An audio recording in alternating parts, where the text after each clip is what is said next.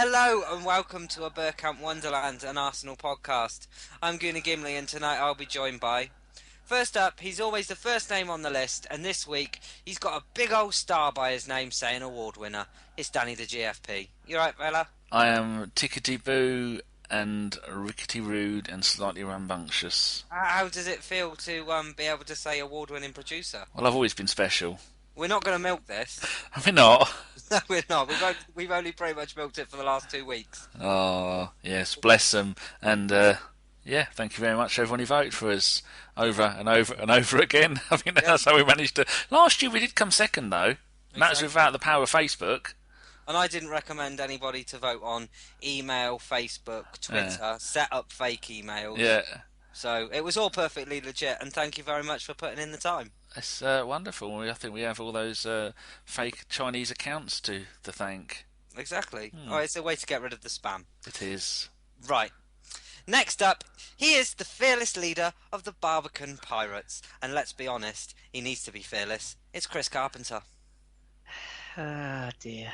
Hello, good evening. Sure, right, that's like the sigh when Arsenal concede a goal, and it's just like the It's more like the Pirates side, but no, I'm happy to be back again. Hopefully people aren't sick of me just yet. I'm sick of me, but hopefully everyone else isn't.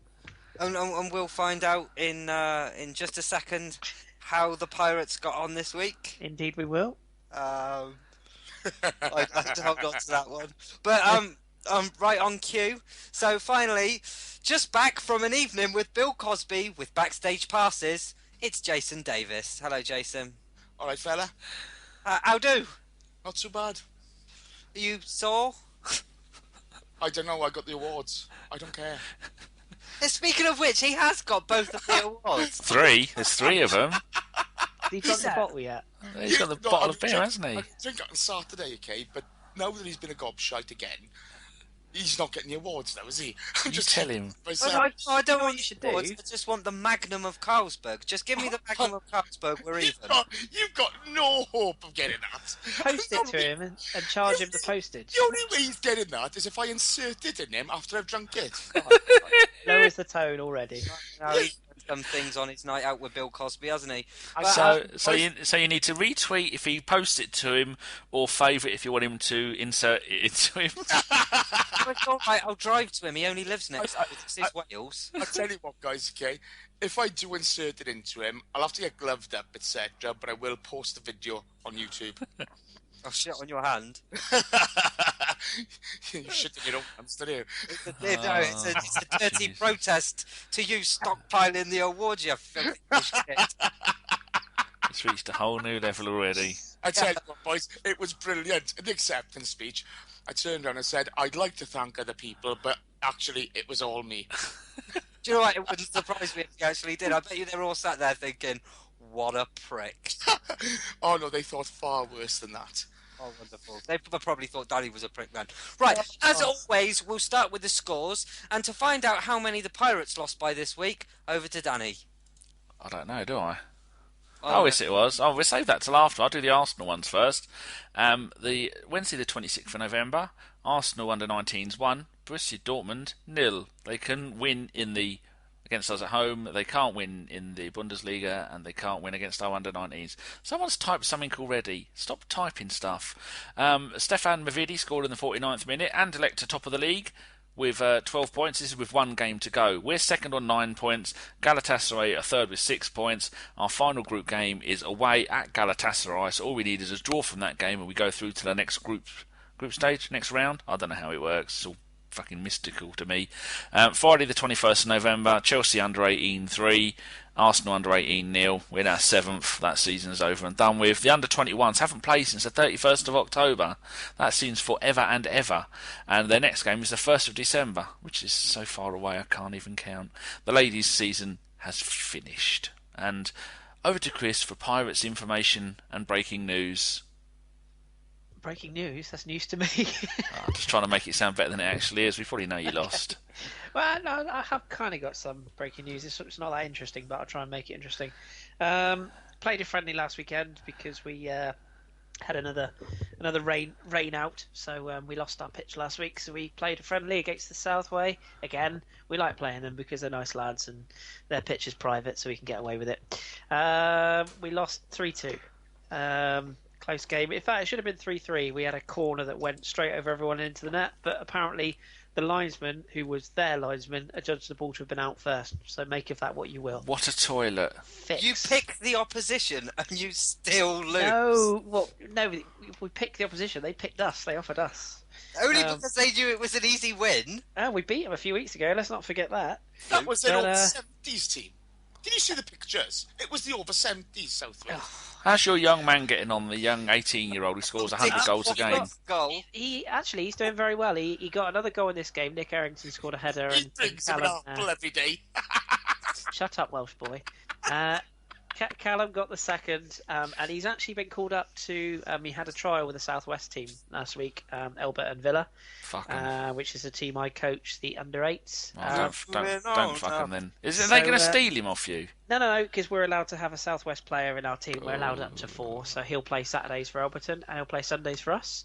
I thought you say he was having trials with Plymouth or something. That's a letdown. It won't be long. To be honest, he's good enough.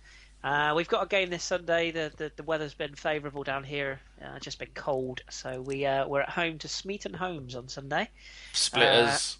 And they are one place above us in the league, so we're very much up for getting back on the winning trail. So hopefully I'll have better news next week. So have you ever thought about, with winter approaching, that you should let the Pirates pitch ice over and maybe turn them into a curling team? Yeah, maybe, or we could just do a bit of ice skating. But I did actually have some breaking news, funnily enough. Pirates on ice, I can see it now. The illustrious Pirates manager, ergo me, I played the full 90 minutes at right back last week because we were short of a few bodies, and was voted man of the match by the opposition and my own players. So So what do you get? Do you get like a half a Coke bottle of tepid piss? I get a pat on the back. That's as much as I get. I just like to lead by example, but I rattled a few wingers, and I felt good.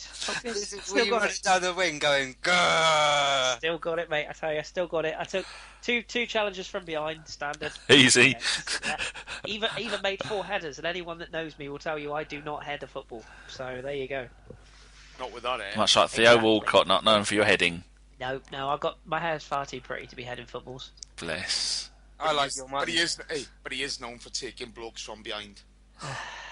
Waiting for that to come up. It's disgusting. I think we've got to move this on before we get into a Peggy 18 situation. 7 minutes, 8 minutes. 8 minutes. We've decided that this is a podcast number 83, and I've finally got a clock, a countdown. Stopwatch, fuck it. Technology, Jesus. One of them. It's 8 minutes, 12 seconds. Right. So we'll start with Saturday's match against Man United, unfortunately. A 2-1 loss on the night. For his thoughts, we'll go straight over to the beardy man himself, Kris. You caught me unawares then, you see. You caught me unawares because I was on mute, being a good little boy, and I thought you were going to go to Danny. 8 minutes, 32. Sorry. Hey, look, listen, I've got a name for Danny. Next week I'm going to introduce him as the Talking Cock. Talking Cock. So I was so not paying attention, I didn't hear whether you said Saturday or Wednesday, so we'll go with Saturday. Good, I thought you said Saturday. Saturday. Oh, Christ. Well, anyone that listened to the radio show, cheap plug, will know how I felt on Saturday. I was a little bit bemused. It's really, really strange to play a game that you kind of, well, really you do dominate against a pretty poor-looking United side, and then you don't even concede shots on target, and somehow you lose the game. It was a really, really strange game. It all changed on that Jack chance. I know we'll come on to him a bit later on, but I still can't quite work out how he managed to put the ball at De Gea. It seemed harder to put it at him than it did to put it past him. So I'm really not sure how that came about. If that goes in, I don't think it's any exaggeration to say we probably win that game 3 or 4-1. It was that kind of game. The unfortunate part is that when we fell behind, even with 35 minutes to go, we all decided that it's the charge of the Light Brigade, everybody into the other half. I was quite surprised even Steve Bold and Arsene Wenger didn't go racing up the touchline to push on, because it's just so frustrating to see a club of sort of the standing that we are, not learning our lessons from not a month ago, but a week ago. We did this at Swansea, and somehow we contrived to do it again. The only sort of saving grace is that the Angel of Mary didn't make it 3-0, because it could have been a real sort of embarrassment. And then we had to deal with the typical fallout on Twitter and various other sources of people losing their shit and demanding that we get rid of the manager and sell all his family and God knows what else. It's ridiculous, but less said about that the better. Fortunately, it got better, but Saturday was a low point, and I don't know what United have got over us, but whatever it is, it seems to be working. Some kind of hex. And Jason, we'll go to you next. After the game, Arsene Wenger came out and called us defensively naive. What do you think he meant by that? I think basically, we haven't shown great form this season so far. And because you've got a lack of confidence in the team, that's why these lads start piling up the park, looking for an extra goal, looking for goals, etc. We need to build confidence, and therefore settle down and play a more relaxed game. But no, they went 1-0 down, and all of a sudden we've got 12 men up, so to speak. Everybody and his dog's going up.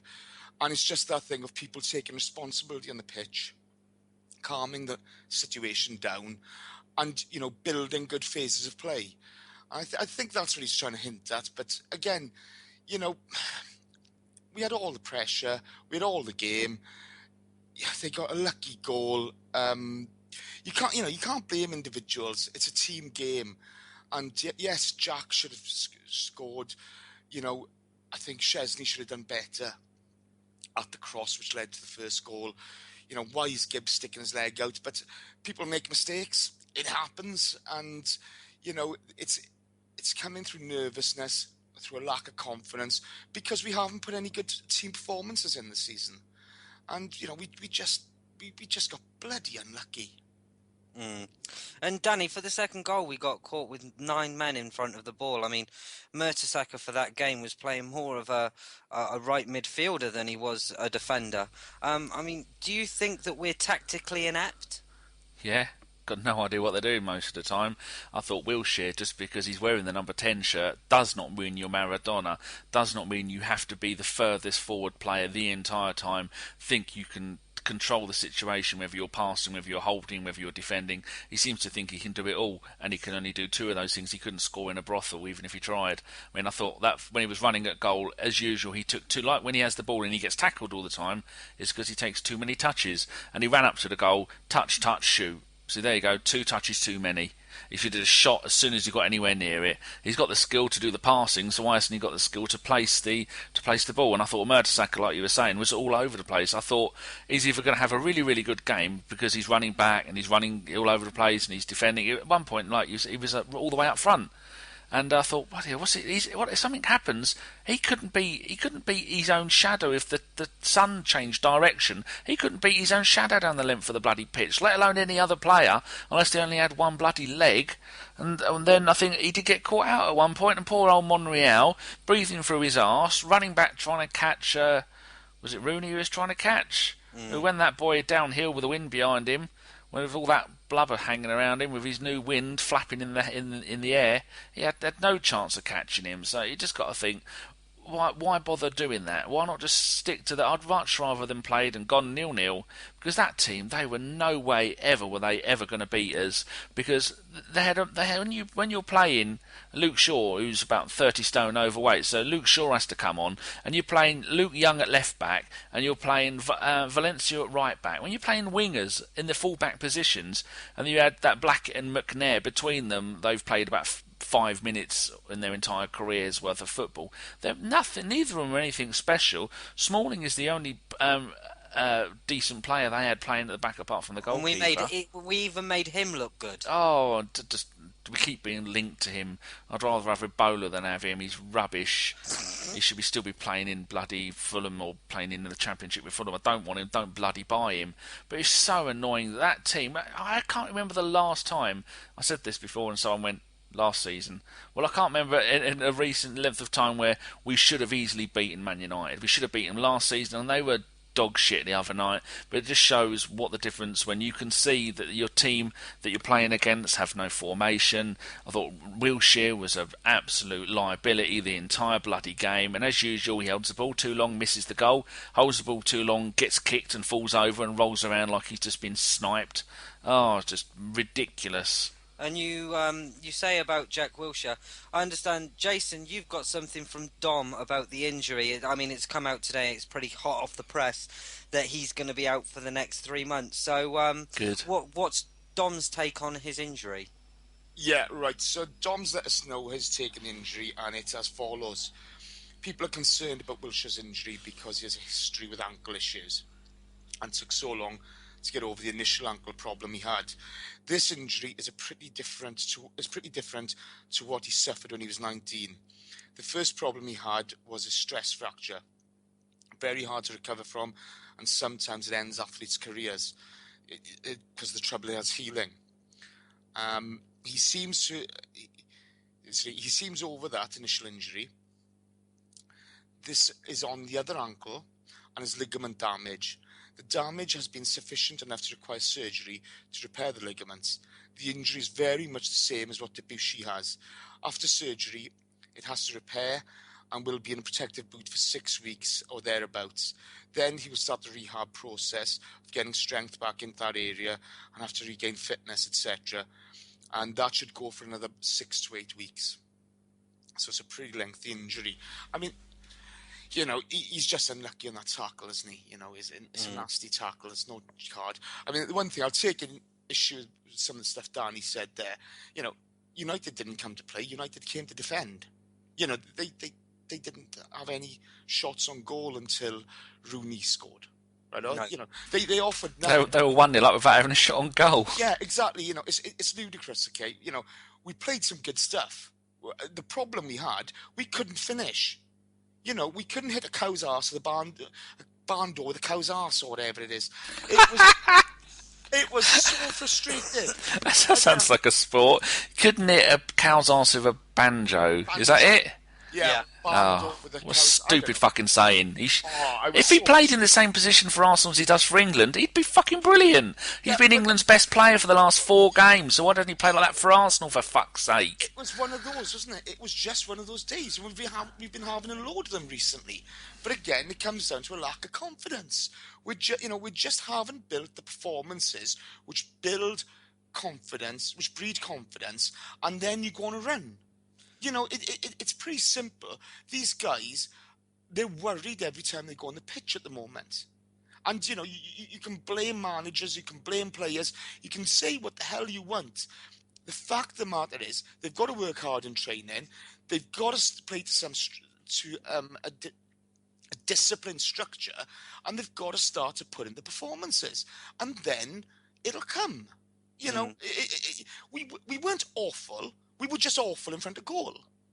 That's because he shouldn't be playing there. His best position is in the central midfield. I mean, you shouldn't go past the 2/3 mark. I don't disagree with you. I don't disagree with you, mate. Okay? So why is he? Is Wenger was saying to him, "Look, I want you to get forward with the ball, and I want you to try and score as a goal," because he isn't going to score a goal when you've got the Ox playing in the team, and poor old Ramsey has got the ability to score goals, and is that player that should be doing that, but he was holding back the whole time while Wilshere's running forward, flapping around like a headless bloody chicken. Yeah, look, you know, those are the team orders they played to. We made enough chances. Okay, we made enough chances. We just didn't finish them. You know, the focal point in the team has changed this year. From it being Giroud to hold the ball up, etc., and Ozil playing off, and Ramsey getting ahead of him. It's Sanchez now. And for as great a player Sanchez is, does lose the ball on occasion, and as hard as he works to get it back, you know, if you lose the ball quick and your team's got pacey counter-attack, then we're in trouble. You know, we're missing Debussy, Gibbs is still developing as a defender, Monreal's got no pace, and, well, you know, we all know. So is there a reason why Wilshere's going forward and Ramsey isn't? If Wenger swapped that round, we'd have won that game. Yeah, but the only thing I can think of, and you know, Ramsey's an elite athlete. Okay, he's got an engine on him. He can cover more ground. He's pacier. than Jack. Okay, Jack, Jack's a great dribbler. He's a talented footballer. Okay, but I think he's concentrating on putting Jack in areas where he can be most effective. Now, I like him further deeper, driving the team forward, but Jack sees himself as an attacking player, and I think the England setup he's been in recently has shown he's excellent in a deeper role, but Rambo can cover more ground. He covers it quicker.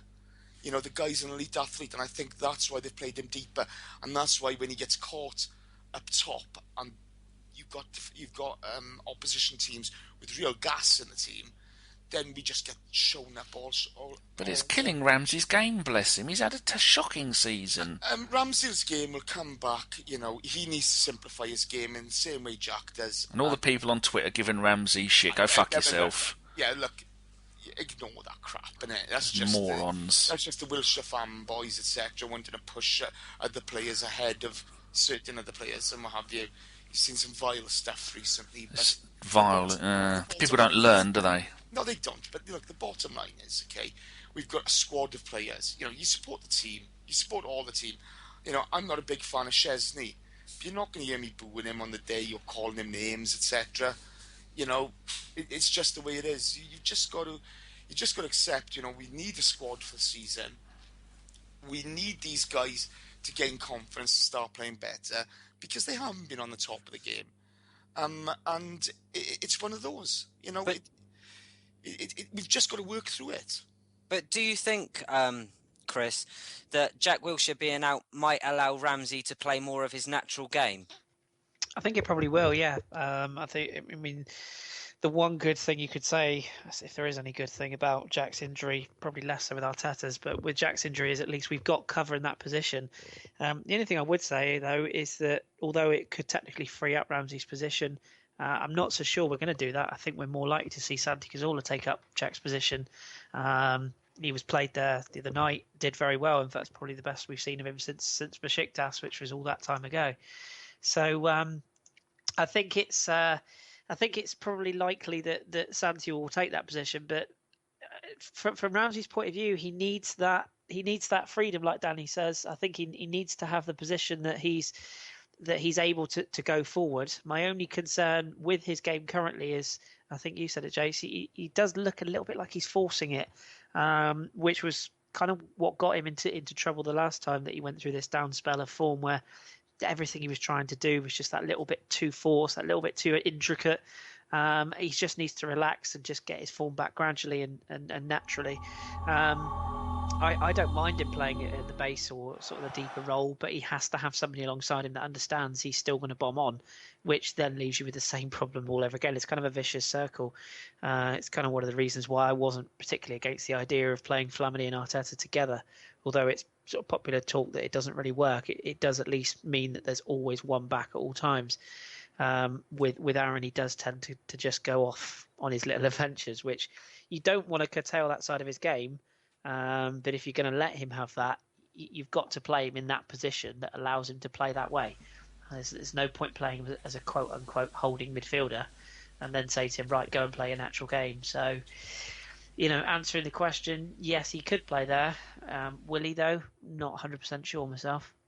One more quick thing, if I can. I'm just looking at Arsenal player, and if you go and have a look at that, as Wilshere is running at goal with two defenders on him, who is to the left of him with no defenders near him? Sanchez. Sanchez was running at goal. The two defenders behind him were probably a good 8-10 yards behind him. Wilshere's got two players on him, the goalie running at him, and he hasn't got the sense to pass it to Sanchez. I mean, I love Wilshere and I want him to do well, but he's just so greedy sometimes, it winds me up. Yeah, but come on, we all make mistakes, don't we? I've never made a mistake in my life. Sometimes you just don't see it, do you? Not especially if you don't want to.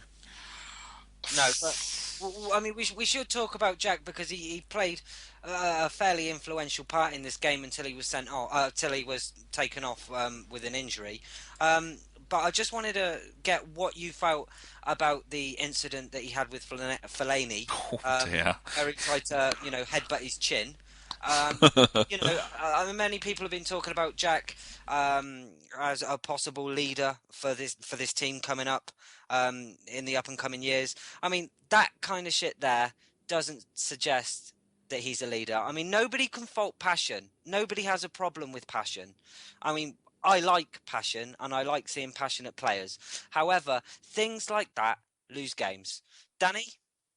You're very true. Yeah, Jack is known for getting well up for games so much. I mean, that's why everyone loves him so much, because he's like a proper Arsenal fan on the pitch. He wants to get on there, and he knows how much we all hate those northern bastards. And he gets on there, but he gets so wound up, and he is so lucky that he didn't get sent off, because that was a sending off offence, wasn't it? Yeah, it was. No two ways about it.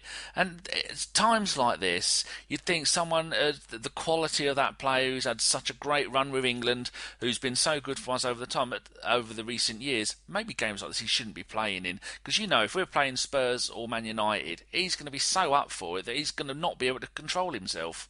It just takes one moment of madness for him to lose his head and us to be down to 10 men, and that just changes the complete complexion of the game, and then we find ourselves fighting an uphill battle. I mean, going back to Fellaini as well, I think, he was a particularly nasty bastard on the day, kicking and aggravating our players the whole game. You see the look on his face, it's like, what the fuck are you trying to do to me, you little shit? And if he hadn't have reacted back, I honestly do think that Jack Wilshere probably would have walked. Yeah. But we should talk about the first goal. Jace, I'll go over to you to talk about it. Surely that was a push on Gibbs and Szczesny. I mean, was he wrong to rush out? I mean, it was a calamity of errors on both parts, I think. Maybe, Fellaini should have been or could have been called offside. It was a very, very tight one. We've had those given against us in previous games. So what was your take on the first goal? Look, there was a push. But my issue is Szczesny has hesitated. Okay, it's his decision making again. You either come and clear out anybody in your way, and I don't care if it's Gibbs, I don't care if it's Fellaini. You clear them all out and take everybody out and make sure you get that ball, or you stay in your line. Well, of course, he's gotten caught with his hesitation. He's in no man's land. Yes, there is a push. Yes, there's an offside. Yeah, there's all sorts of things. But he has to take responsibility in that area at those times. If he hadn't have hesitated, there's no comeback on him in my eyes. But that hesitation has cost us. Gibbs sticking his leg out, it happens. These boys aren't to blame for us alone on losing this game. It was just a calamity of errors. And let's be honest, we weren't getting much from the referee. We could have had a penalty with Jack, etc. The only thing the referee gives favour on all day was Jack and Fellaini when he's lost his head. But it was just typical of us this season, wasn't it? The goal stank to high hell, and it was frustrating. But our errors have led to the goal. We need to take decisions out of the referee's hands. We need to take responsibility, and we need to put things beyond doubt, and make sure that whoever's in goal claims the ball, first and foremost. But again, it just stunk. On the Wilshere incident, I mean, it's not just the Fellaini business. It's the end of the Hull game where he put in the reckless challenge at the end because he'd been kicked earlier. He could have injured himself. He made a pretty disgraceful challenge. People talk him as future captain, this, that and the other. I'd just like to see him calm down, play his football, keep the passion. The passion's great. You've got to love the guy. He's a talented footballer. But, he's making stupid decisions on stupid occasions. And he needs to cut that out of his game. The future of England football, he's not going to be when he's injured. No.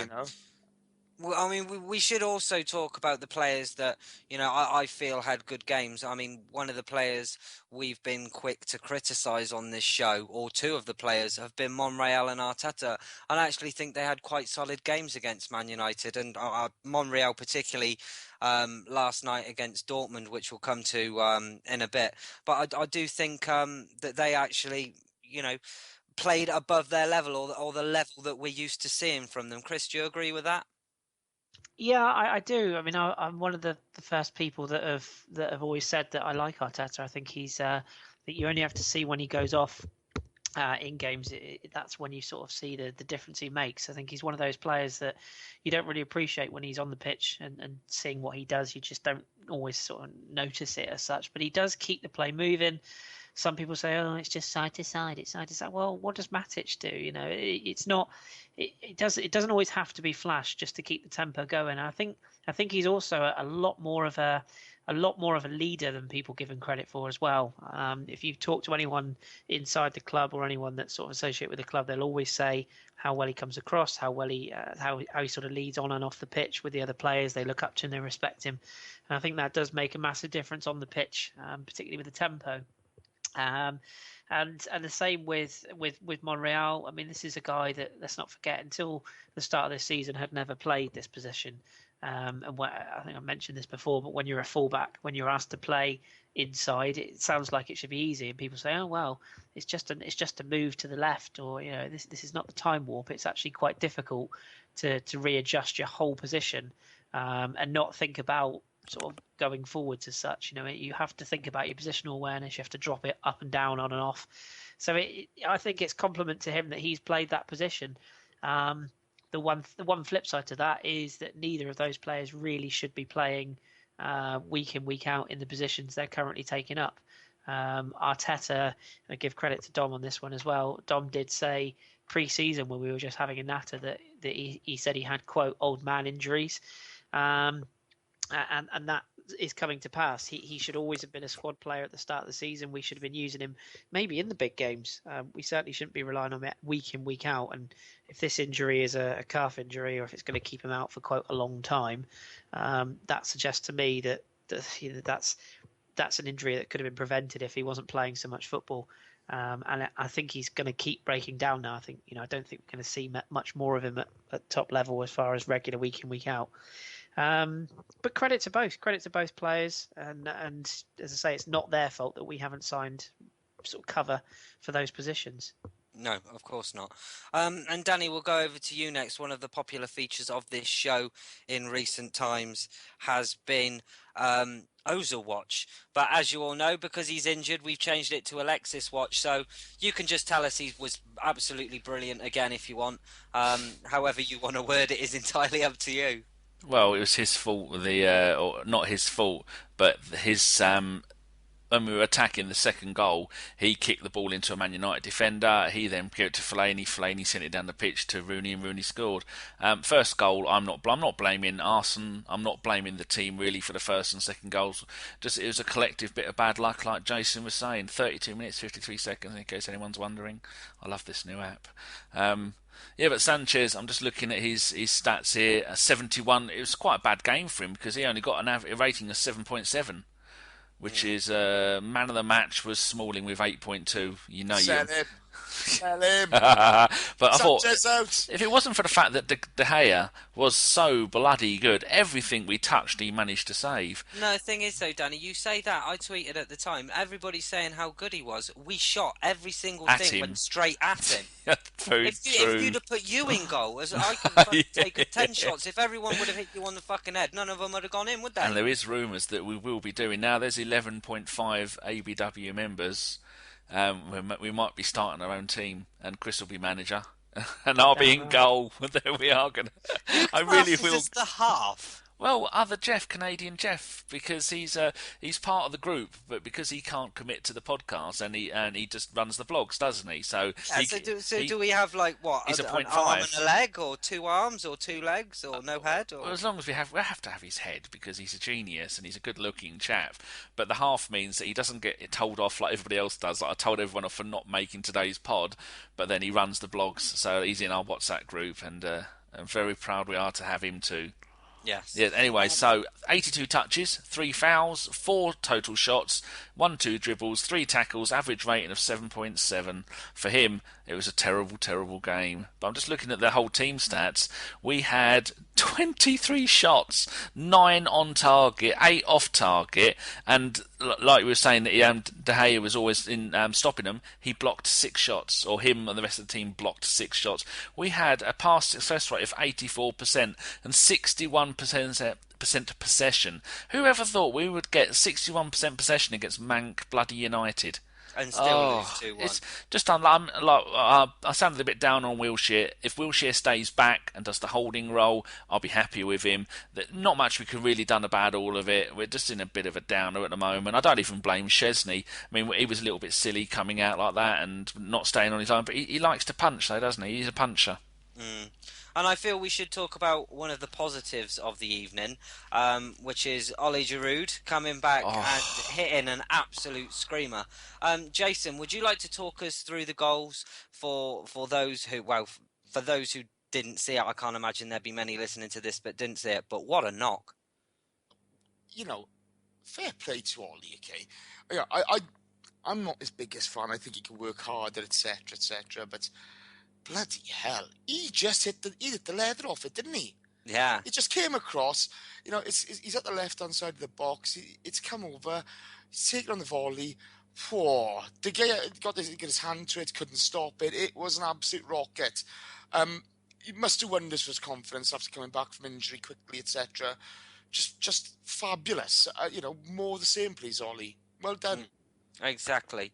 And it was so nice to see him come back and pretty much, announce his arrival. But I think one of the questions that we must ask now, Kris, and I'll go to you, is where do we go from here in terms of the league? I mean, we've had quite a few poor performances. We're quite some way off the pace. I mean, do we settle for third and fourth again? It's not a question of settling. I think where we go from here, and this is going to sound like the most obvious thing to say in the world, but we have to go back to basics. Where we go from here is West Brom. I'll be going up to that. So if they don't put on a performance, I shall be sending an angry email. But yeah, I mean, it's as simple as that. We just got to take, and it is a cliche, but we've just got to take every game as it comes now. This is the Arsenal. We will go on a run at some point. There will be a period of time where we string 5 or 6 together. It's been a very strange season because I genuinely can't put my finger on one performance. Maybe Galatasaray, Villa-ish, but there's not really been one performance where you can sit there and go, that was the Arsenal I know. That was us at our very best. There were patches even against Dortmund, but there hasn't been a full game where we've just gone out, smashed somebody from pillar to post, and there's been no excuses for the opposition, and that's what we've done. So we need to just get up to West Brom, take the game to them. Confidence breeds confidence. There's another cliche for you, but it's true. You string together one becomes two becomes three, etc. And I think that the one thing that you would say, which it's almost like the Liverpool theory, as I like to call it, there could be a sort of position where we'll end up third just purely because everybody else around us is pretty shit. And I think if you look at, let's not talk about the Russians up the road. I mean, the league is theirs to lose. I think that's pretty much guaranteed. But I've not been impressed with Man City. Liverpool are a shambles, which is hilarious. I don't even take the other lot down the road from us seriously remotely. They can't even control their own fans, let alone their team. And no team has really sort of looked like they're going to be a real danger. I think Southampton have been quietly impressive, but eventually they will probably, a natural course will take, and they'll end up sort of probably in the top 8, but I think they'll drift away. Same with West Ham. So we might end up third or fourth by default. I think we'll end up third. I said that pre-season. I've got no reason to change it now. Couple of signings in January. Here's hoping, he says. But that could also catapult us on to the next level as well. So if you look at our next 8 or 9 fixtures, there's not anything particularly scary. I know we've said that before, and look what happened. But it is just a question now of go to West Brom, try and get the right result, take that on again. I think Southampton is a midweek game as well, so we've got a run of games where we're going to play fairly frequently, and obviously in the Christmas period, it's a real chance to get momentum going. So let's get on the winning trail and see where we are come sort of mid-January and take it on from there. Mm. And Jace, over to you next. I mean, a lot of our fans are in disarray after this result. A lot are calling for the manager's head still. There's been statements by, club officials, and we'll go into that in a minute with Danny. But what message would you give to our fans at the moment? Nobody's going to listen to me. Look, You really are a twat. Yeah, but I mean, what do people want me to say? No offense, okay. The people who want Wenger out are so, everything's so polarized at the moment. The ones who want Wenger out, they're not going to change their minds. The ones who believe that Wenger can do no wrong, they're not going to change their minds. I think the majority of people kind of just want us to get on, see some good football, and win on a Saturday. Right? You can't change anything. You by saying horrible things to people or calling people names, you can't change stuff. For wishing Arsene Wenger dead, I mean, some of the stuff I've read, I got to be honest, these people are oxygen thieves, some of them. But, people have a right to think whatever they want. I don't care. I don't give a monkeys if you want Wenger out. I don't give a monkeys if you think everything he does is gold. I couldn't care less. I want to watch the Arsenal. I want to enjoy the football. He's the manager. I'll support him. Has he made mistakes? Yes. But, we can't, we're going to go on to Tuesday night. The guy has never finished lower than fourth. Yes, we should be winning stuff. But at the moment, I'm going to back him. And whatever people want to think is up to them. Is he the right man for the job? In my eyes, yes. We're having a tough time. He's had to bring in more players than he would like to in the summer. He said that when Tottenham bought all those idiots they bought last season. He likes 3 or 4 players maximum, etc. But the focal point of the team has changed. We've suffered a load of injuries. It's been a bit of a mix and mash. We've suffered a lack of confidence. We've just got to work hard in the training pitch and transfer that onto match day. Now, whatever people want to think, I'm not going to change anybody's mind. By abusing people or saying whatever, nobody's going to change my mind on it. What happens on the pitch will change my mind. And we've just got to wait and see how it goes. Kroenk's not going to sack him. Okay? For all the nonsense and the politics of it all, everybody needs to chill the fuck out and relax, okay? Let's not start calling each other names and what have you. Let's show a bit of united front. Get behind the team. Try to enjoy the football. Here. But I feel fans, can't enjoy football when we're scraping results. It's a tough one. Yeah, but let's get something straight, okay? No team has a divine right to win, okay? During the Invincible season, there were moans and groans when we drew games. Right? Yeah, no, of course. No, even if we won 10-0, there'd still be someone that went, oh, well, Jack Wilshere didn't score a goal. Exactly, sport, you have winners and losers. And you can't win them all. And yes, certain players will screw up at certain times and things go wrong. But hell, that's life. No offense, okay? I read certain bloggers, man without a plan. Well, that man without a plan has never finished lower than fourth. Shit the bed. What would Brendan Rodgers do for that right now? What would Man United have done for that last season? They're praying for it this season. Whatever we'll end up, we've just, the guys are going to work hard on the training pitch. They've got to transfer that onto the pitch, and we've got to build confidence in the team, and we've got to gel as a team. We saw green shoots Tuesday night, but again, calling each other names and pissing and moaning about it, I just couldn't give a monkeys. Can we just have a little moment to laugh at Brendan Rodgers, please? Because I also have to do that. He's a cringeworthy twat, isn't he? Oh, to be fair, okay. I can't even pronounce the name of the team they were playing against. Ludogorets. Did you hear what he said after the game when he said, "Well, I feel that we've given our support. We've proved tonight to our supporters and to our knockers that we're every bit as good as we say we are." Well done, Brenton. These Wow. these are the guys. I'm not even a bother. Sorry. Sorry, I just had to drop that. They can't even beat a team that sounds like a cough suite. Very good. Danny, I understand you've got a statement or information about a statement that was given out by Alisher Usmanov after the game. Of course, we all know there's a lot of politics going on around Arsenal, and there has been for quite some time. But would you like to say what he said and what it was regarding? Oh, it come out on Monday, and it's via a friend of the pod, John Cross, at the Daily Mirror. So if you just go and tweet Google. No, don't Google. Alta Vista it. I don't say the Google anymore. It's actually an interview that was done with Jeff Cutmore from CNBC. So John Cross has taken that, and he's done a bit about it himself. And then it's a very, very long interview.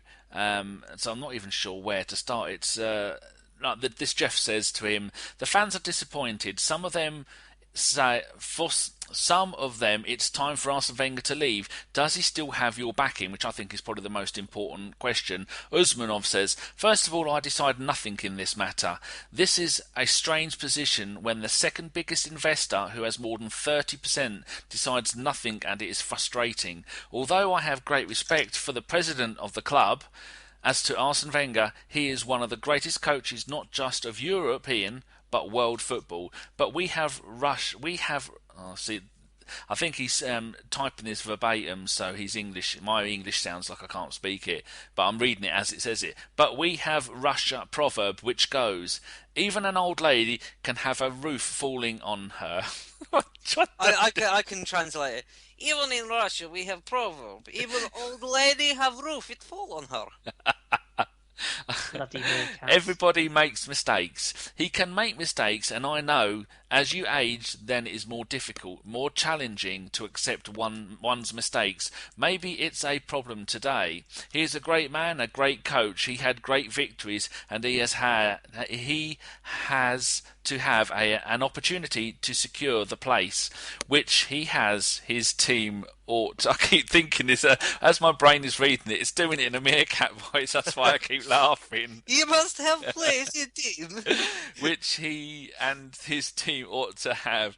I think the men who created winners have to be winners themselves, and I wish him this. Another question is how to make this possible, and are there conditions for this? I think club leadership relies on Wenger, so it's his responsibility. So I wish him all kinds of success. Now this goes on and on and on, but it says like at Arsenal's summer spending 2014-15, £82 million spent. £25.7 million received, so we had a net spend of £56.3 million, and then it's just a really good read. And there's a picture of Stan Kroenke. I just want to spit at the screen. You wig-wearing twat. This is oldest boy in Arsenal youth team. He is 39, strong like ox, peace like bull. Don't, because I love. Putin's going to be after us now, isn't he? Oh, yeah. I love Mr. Usmanov, and if you're listening, Mr. Usmanov, you have my full backing. I want to see you. I want to see you and Stan fight to the death, and they'll obviously get him in a Boston back grab and snap his neck. Can I go against that view? What view? That view you just come out with. I don't remember what I said 10 seconds ago, let alone a minute ago. What I can tell you, 48 minutes, 8 seconds. I'll be brief, I promise. I'll be brief. Because we've got lots of really good Twitter questions. Get on with it. Okay, all I would say is... Thank you very much. Right, on to Twitter questions. If we take Usmanov's money, does that make us any different to Chelsea, to City? And I think it's not a question of just taking his money. If I don't have any issue with him being on the board, as long as there are other people making decisions. What I don't want is for him to have full control, because it takes the soul out of a club. And as I said on the radio show the other night, I'd rather compete in the right way than win things the wrong way. So you'd rather compete in the Europa League than you would win the Champions League? I don't give a fuck about European football, but I think if you can't, you've got a choice.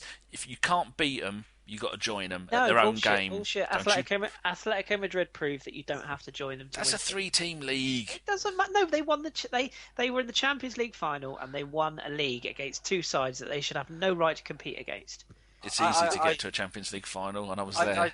I do dream of Usmanov coming in, just splashing the cash around. Oh, Thierry Henry, he had a son? I will buy him. Who are you going to buy this season? Everybody.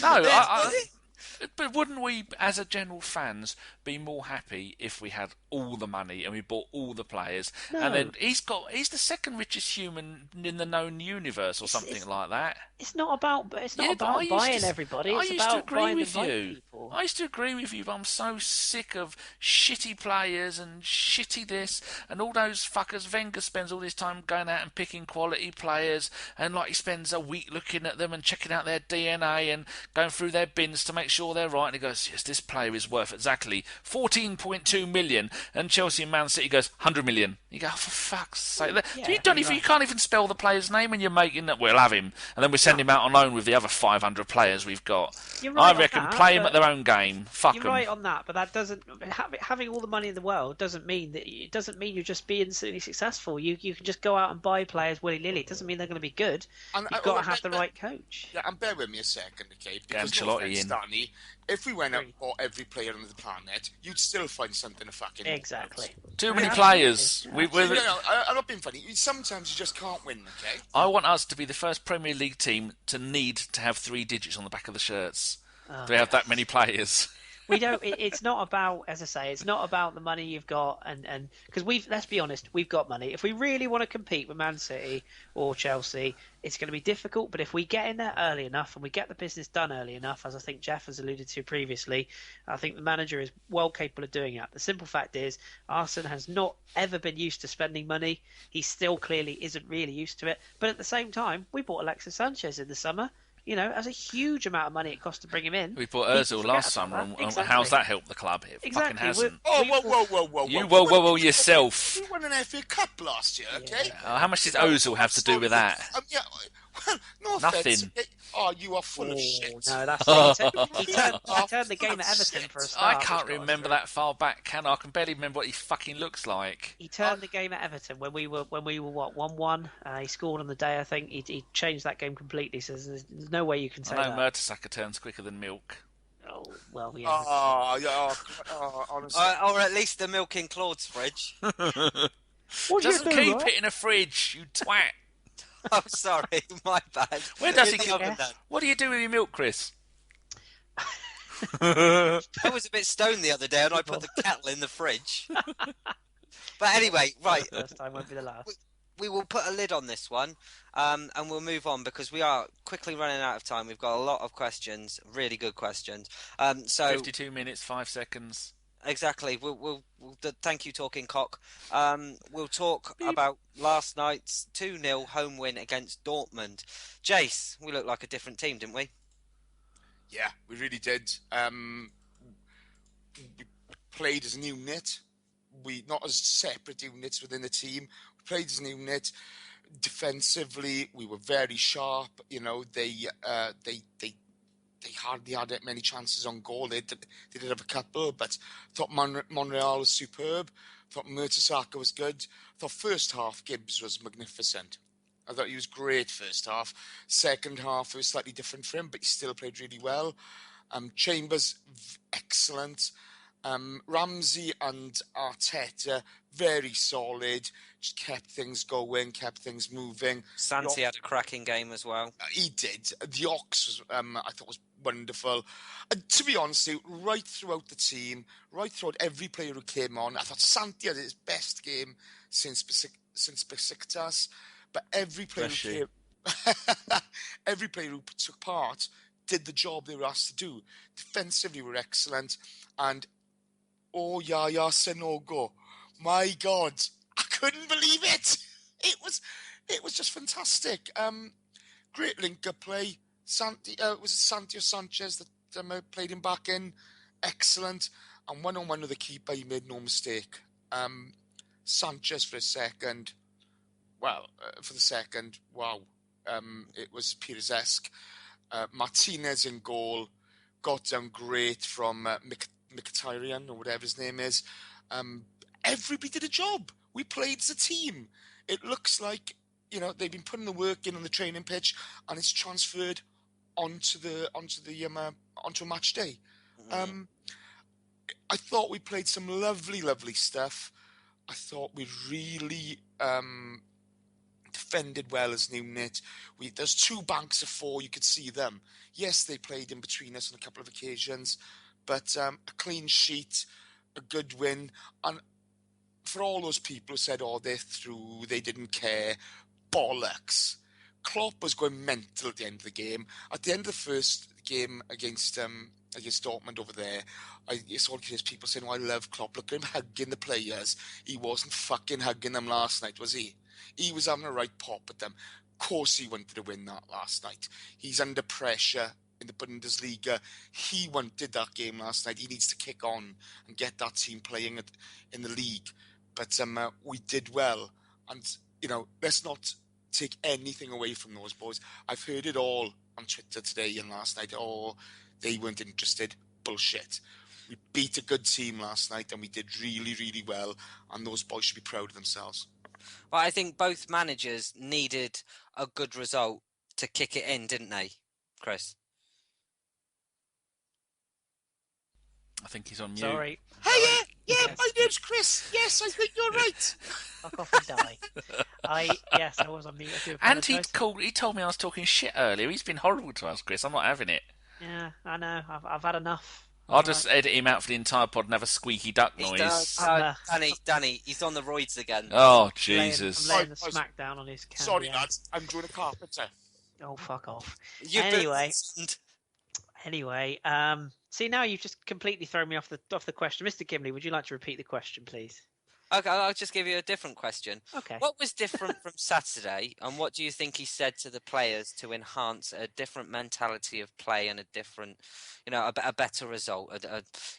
Like Jason said there were 2 banks of 4. They played together as a team. They looked solid, and I think we overrun Dortmund. I think it was just a fantastic result. So for you, what was different from Saturday?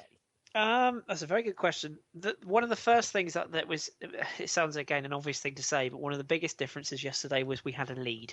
We were in front nice and early, and we were able to be sensible.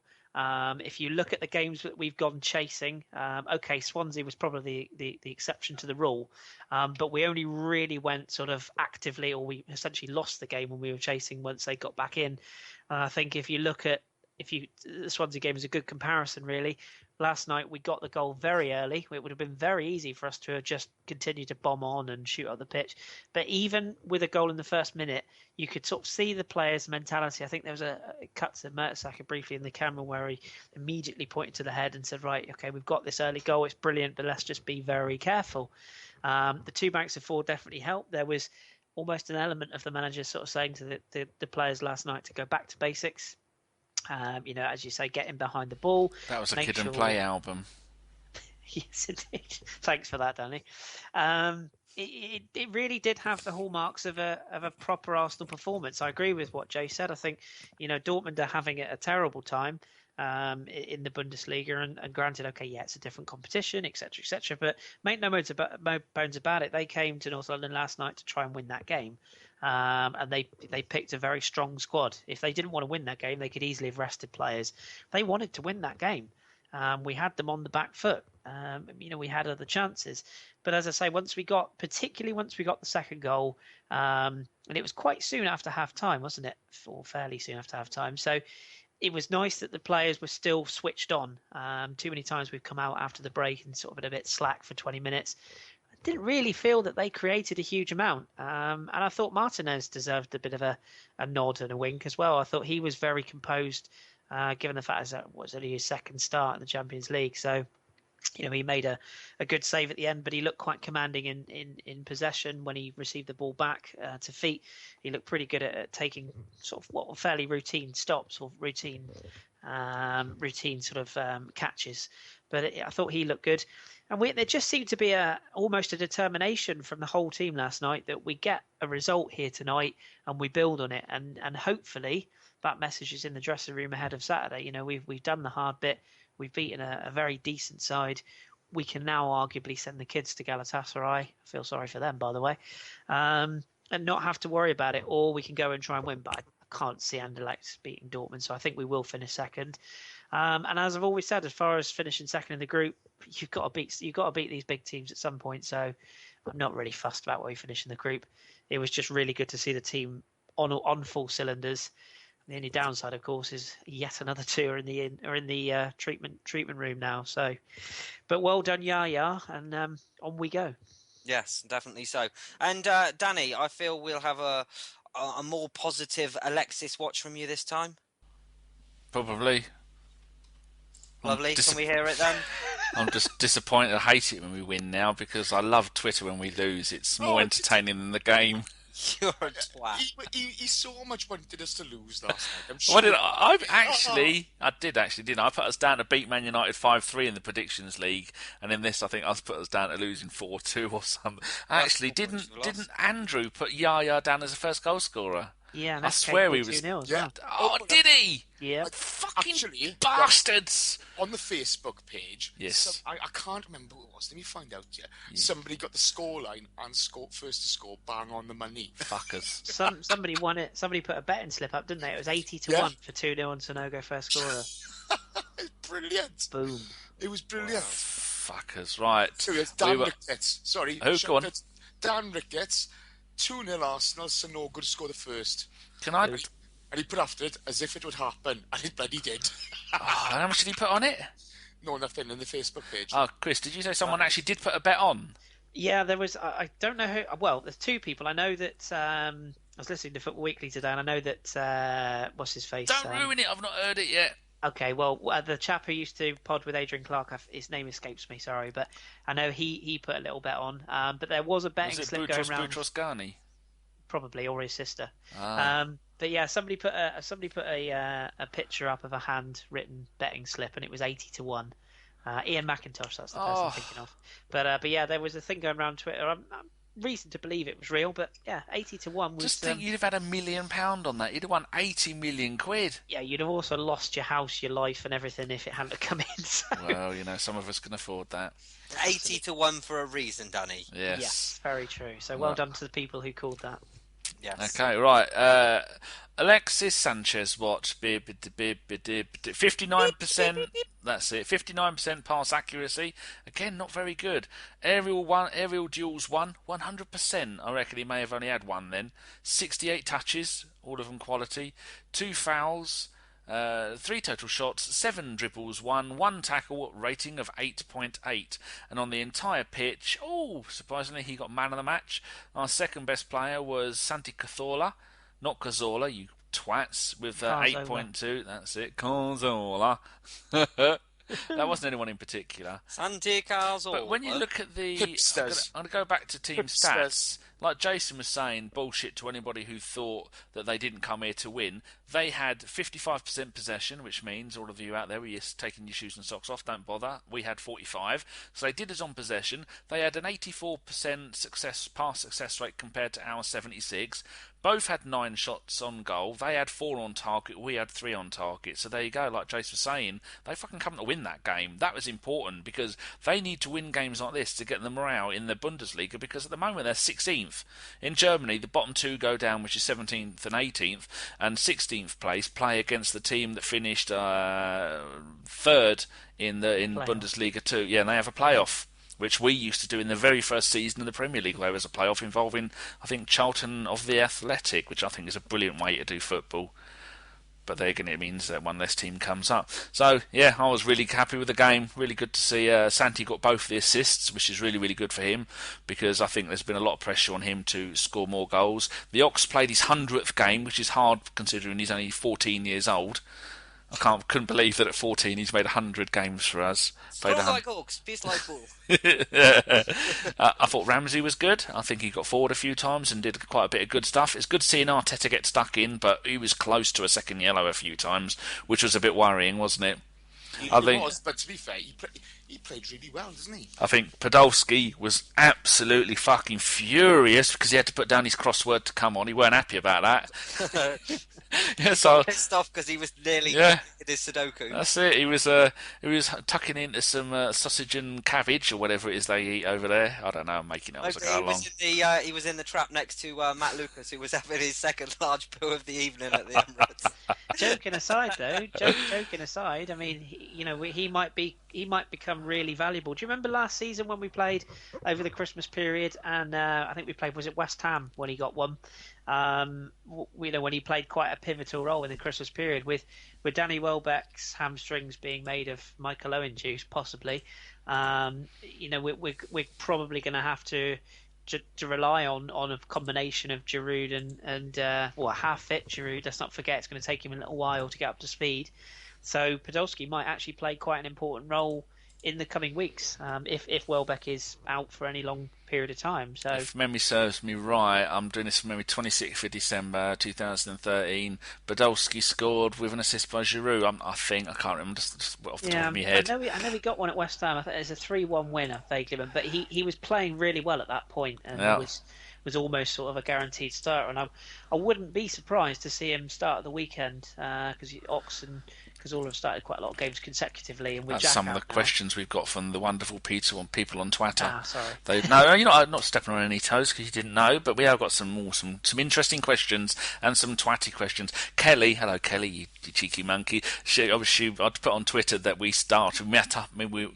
We met up at 8:30, and it was gone 9 o'clock before we started because we were all talking like twats, and she wants to hear the twats bit. So I said we might put a little sneaky Easter egg in. I don't know if people know, but at the end of the podcast, there's 30 seconds of quiet, and then I sneak in a little Easter egg for you. I've been doing it all season. A few of you hipsters have picked up on it, but it's usually something highly defamatory and probably illegal. It's only the ones that have fallen asleep and then shit. Yeah. So there's a little bit talking after the silence. Well, I must say that I get all this from the Wittertainment, the Mark Kermode and Simon Mayo, where they at the end of the pod one time, after about a minute, they went, "I know you're still there." So I did that on our one. Hello to Jason Isaacs if you're listening. Yeah. And Sanjeev Bhaskar as well. Oh yes. Carry on. Yeah. It seems a bit naughty almost that we lost to Man United and we've spent, nearly 50 minutes talking about it. We've had a great result against Dortmund and... It's no fun, is it? It's no fun when we win. No, we're not going to really talk about it in any great depth. I mean, we've got to move on because we have got some Twitter questions. So, Danny, would you like to grace us with these Twitter questions? First of all, Chris has got one from Akib. I have, yes. I have got one from Akib. Say it properly. Akib. As in 1993 acid style. I've done it once. I can't do it again. Steady. My throat will fall off. He's going to have that as a ringtone. If we all just say Akib over and over, he can have it as a ringtone. Akib. I'm sure he'd never get tired of that. No, never ever at all. He's asked a very good question, actually. Be interested to get your views. He says, does Shad Forsyth deserve credit for Giroud and Koscielny coming back early? I think he does. I think he deserves an awful amount of credit because it's a month been very early is something quite extraordinary, particularly especially for us. Yeah, particularly on Koscielny's side, because as Dom has said to us on the WhatsApp group a few times, an Achilles injury is no joke. I mean, it's one of those injuries that you have to be really careful about how you rehab it, what sort of work you do on it. So to get him back, especially if we can get him back for the Christmas period, will be really important. And Giroud, he's a big, strong, tough boy, even though he acts a little bit like a fairy at times. But he's a big, strong lad, and you would have to be 100% sure that he was fit and ready to go before unleashing him onto the pitch. So I think we're all very, very quick to jump on the manager's head and say it's absolutely outrageous that something that's completely beyond his control could happen, i.e. an injury to a player. It's just so stupid. But we've had a lot of injuries, but how quickly we're getting them back. We joked pre-pod that Thomas Vermaelen's been ruled out for 5 months with a thigh injury, since we sold it to Barcelona for £15 million. So it only goes to show that these little niggling injuries, if they're not being rehabbed correctly or being brought back at the correct time, can drag on. So from my point of view, I think he deserves a lot of credit. Do you guys have any other views on that? No, I completely agree with everything you said. Yeah. But that's going to be a team effort between physios, etc. Yeah. Medical staff. It's not down to one person. You need a bit of luck, and you need everybody working in unison. Now, we don't know exactly what's going on behind the scenes. Let's hope he has had an impact on it. Let's hope things will get better. But I giving out credit for people come back quickly from injury. I couldn't give a monkeys. Ultimately, they got a job to do. They work as a team. There's many different people involved in that process, and so let's hope they're on the same hymn sheet. But sorry, Danny, if we can go into the Christmas period with a back four of Koscielny, Mertesacker, and Debussy, who I think has been very much overlooked. I think he was arguably the best right back in the country before he got injured. He was, his determination. Is link up with a right hand side. I think he's been as much of a miss as anyone. So I think if you can go into that busy period with arguably your first choice back four, or at least three of the four, you build from the back, as George Graham once said. So that will be quite a big thing to. We're very quick to slag off our injuries and there's something wrong at the club, blah blah blah. Well, let's give them some credit on this occasion. Yeah, but again, it's a team effort, isn't it? Oh yeah. Hopefully, Forsyth has brought something new to the table. Hopefully, they're all on the same hymn sheet, and hopefully, this isn't just a blimp, so to speak, or a blip rather. Hopefully, it's not a blimp. Well, you know what Shad's dad likes to say, don't you, about football? Good game. I knew that was coming. Certainly does. Oh, when we have news of players, I half expect them to have had to be put down than to say they're back a month early. So well done. Daddy, by the way, okay, Kelly won't have to wait till the end to listen to this. That's the way. I was thinking, how does she know when it starts and stops? Because it doesn't really, does it? It just twatties him all the way through. And we're going to get loads of grief from this, but I think that the ones will be a bit more twatty and more fun. Speak for yourself. Right, let's questions. Yes. Talking cock, we're against the time. Hold on. It is 1 hour, 11 minutes and 3 seconds. That means we've got 18, 19 minutes left. Okay, right, I am down here. I've done these in the order that they appeared, that I found them. Jake Riley. Does anyone think the team is more balanced without Wilshere? And then he's put Ramsey and Arteta. I think it is, yes. Chris? Yeah, not much to add to that. Other than it depends who's playing alongside Arteta. But yeah, I think we are better balanced without him to a degree. Mr. Justice? I really don't know. Okay, Gim? Yeah, just a yes. You still don't know? Yeah, well, look, it's a long season. You need a squad. Now, here we go. He's carpentering it. Okay. Like, Jesus, I'm going to cut my head off. What do you call What do you call an A with a double dot over it? Because the bloke's name is CA with a double dot over the A. Thank you. Dot.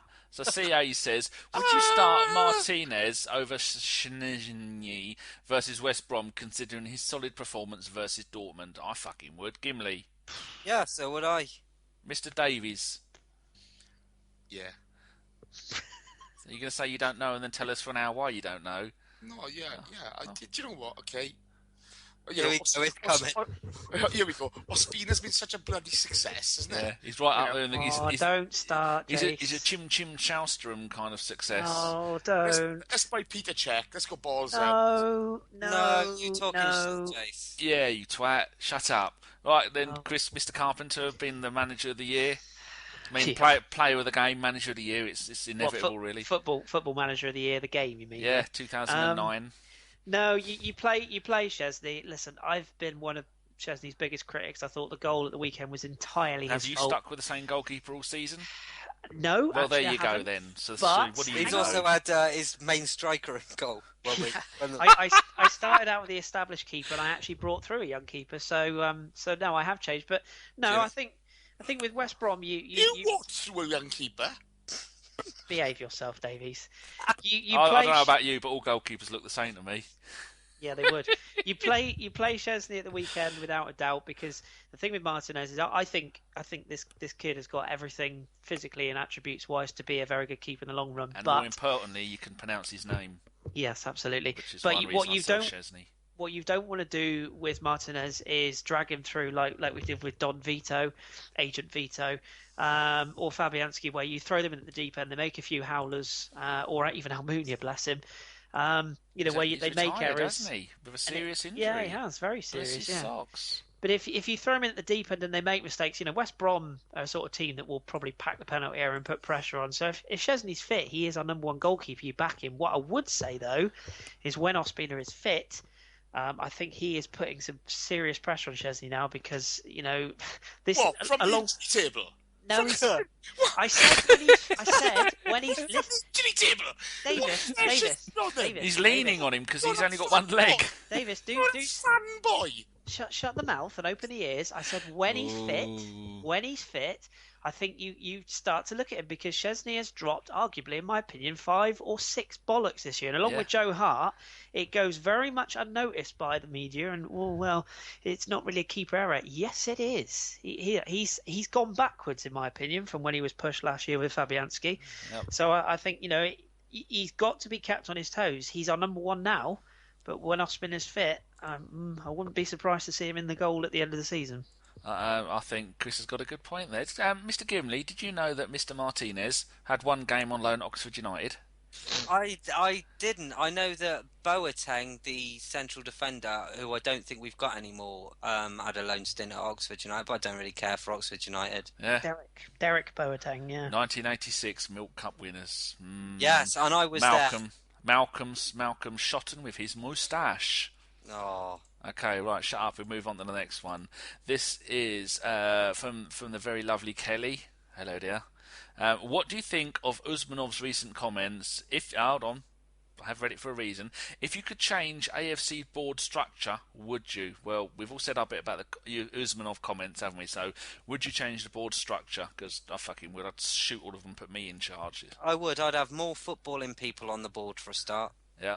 Because they all seem like money, man. And for me, a football team, it can only be run by people that know about football. It's all right saying I'm a multi-millionaire and I'll put X amount of money into the team. That's Davis's chat-up line. How dare you? Exactly. But without the actual people there that know the ins and outs of the game, and the English game, not football in general, the English game, I think it's very difficult. Or it will be very difficult to succeed. Mr. Davis, you got any wise words? Basically, I think perspective's a wonderful thing. So you need a mix of people. You need the money men. You need the businessmen. You need fans. You need players. And I think the board should change. I think Usmanov's a bit of an opportunist at times, but he didn't get that wealthy without being one. So I think the more different perspectives you have, the better chance you have of coming up with a good formula to go forward. So yeah, I would. And Kris, while I mute myself because my washing machine is going. Yeah, well, clearly Dave Whelan's the man. Let's get him in.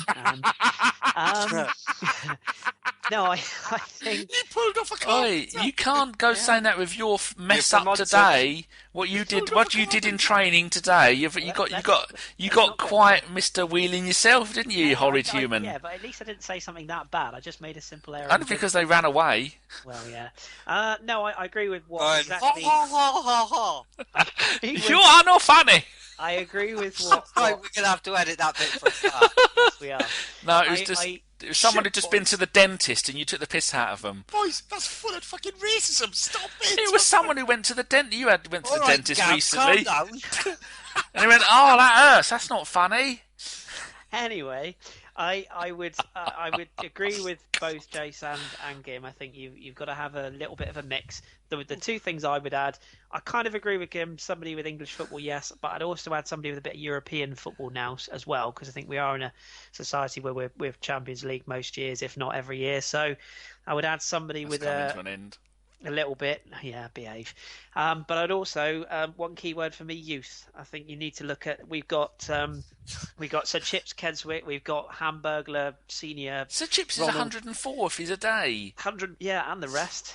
Jesus. We've got the president of the Spitfires Association. We've got Hank Norman Fourth Albert the Eighth. I don't know who we've got. We've got a lot. We've got a lot of dinosaurs on the board. And when I say youth, it doesn't need to be somebody. I think is it Tom Fox's son who's on the board now? They're very young. Dr. lad. Fox. Dr. Oh no, Fox. can't say that anymore, can we?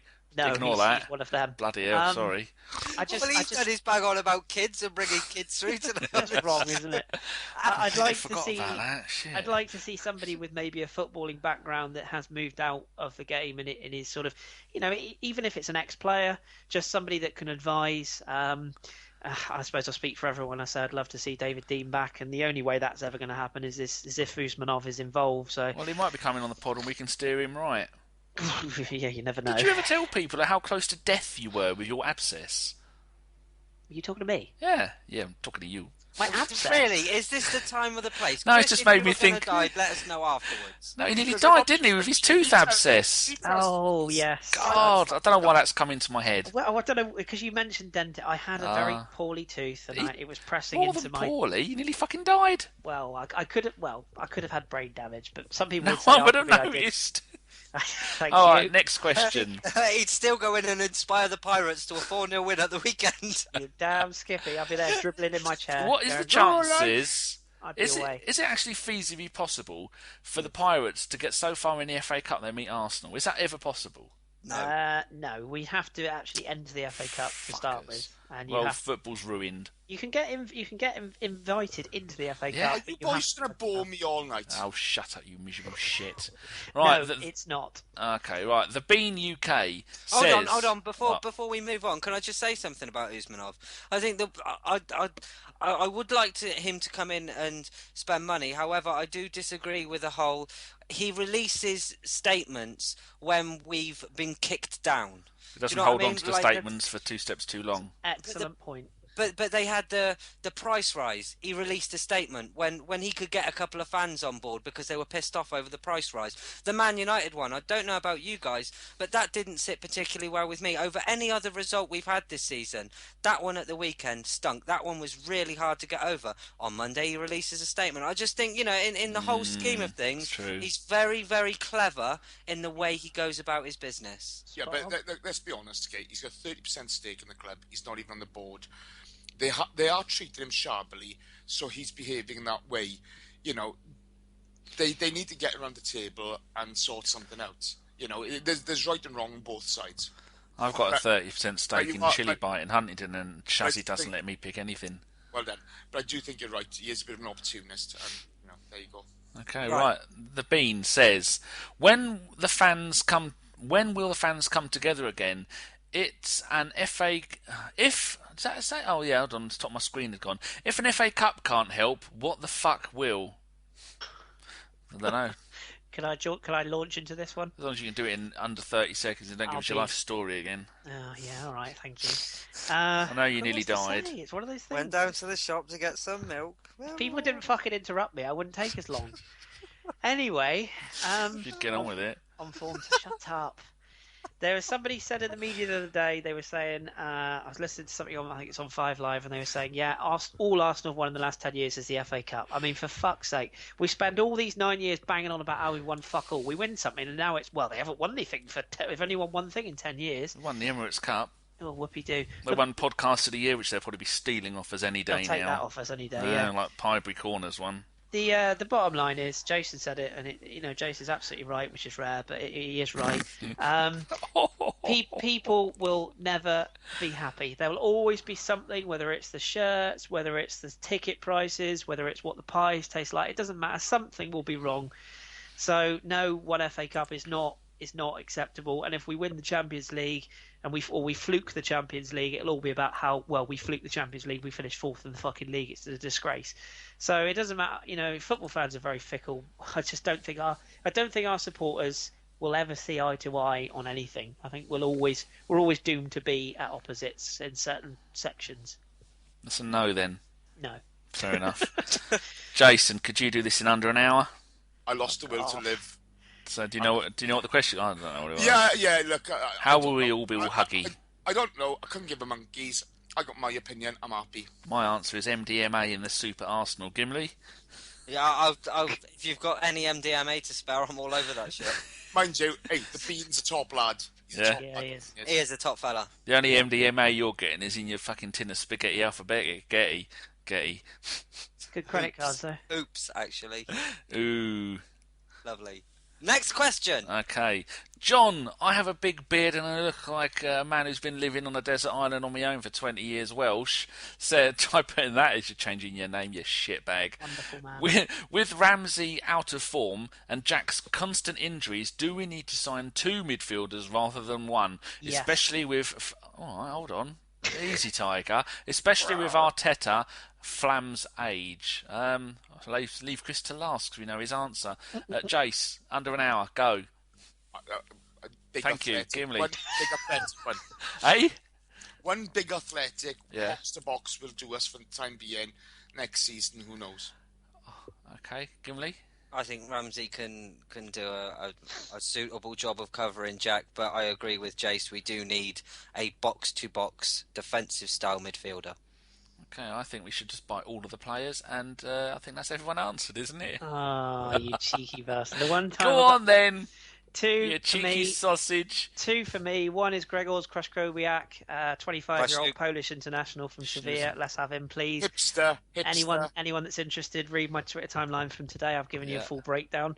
And yes, so there's your defensive player, and we do need one more player that I think, not an attacking midfielder, but somebody who can play the simple passes and who can come in almost like a Kallstrom, but not injured. So somebody who's got a bit of experience. But not near death. I know who's for sale. That fabric. No. Don't go there. FK will be turning. Sorry, FK. He went to Chelsea.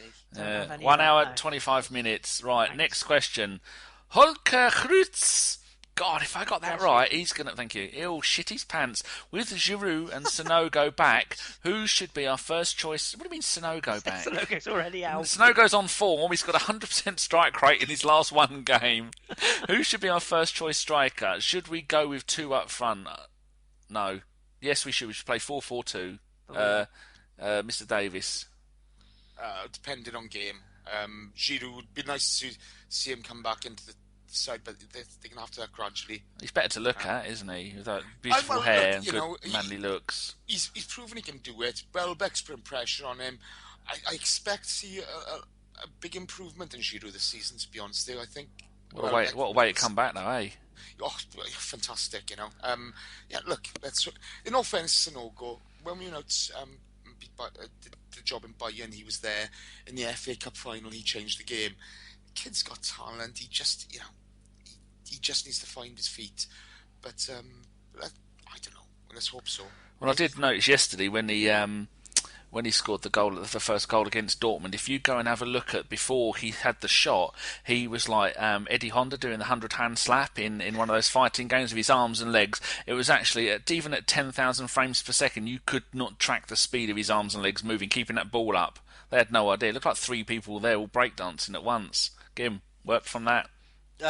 Just because he ain't a ho-no, it don't mean he's a no-go. I don't know. Fair enough. That's what you get from me. Good, right. Have we all answered that? Thank you, good. Darren Ross says, does the defensive performances give you hope for the rest of the season, or is it just papering over the cracks? Mr. Davis. Oh, for pity's sake. What, asking you every question? I know, it's disgusting, isn't it? Look, we put in a good performance Tuesday, last night. Yeah. Let's hope we can continue that on, papering over the cracks. Let's just stick a knife in their own team's backs. Let's just have a go at them all the time. Let's be positive, for crying out loud. It's not all doom and gloom. Although if you did knife them in the back, they would be out for about 3 years with the injury. Chris? Pretty much what Jay said. I'm really looking forward to going to West Brom. It's my first away game for quite a while. In fact, actually since Stoke last year. And oh God, that was a fucking horrendous day. It's a horrendous place. But yeah, no, I'm really looking forward to West Brom. I should be there and I'll sing my heart out. And like Jay said, let's be positive. Let's get behind the team. We are cliche the 12th man, so he's gone. Let's act like it. I heard people in Stoke wanted to keep you. They thought you were one of their own. Ooh. Oh. I'm above Stoke. Are you?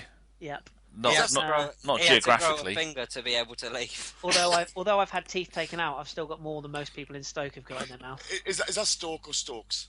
Easy. Both. Jesus, that's not even thinking about Mr. Gimli.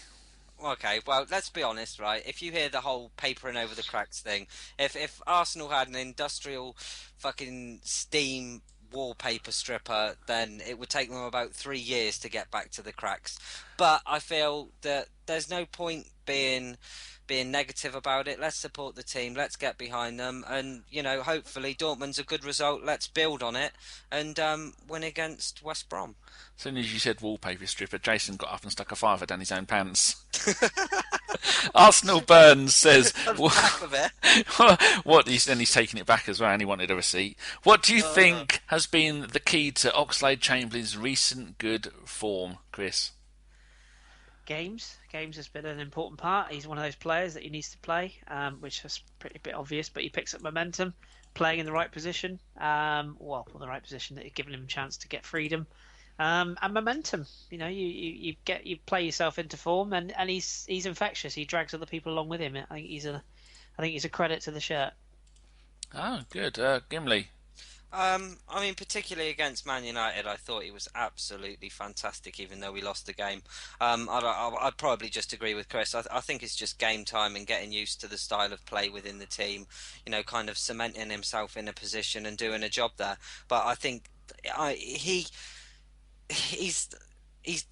you've got to pick him every game.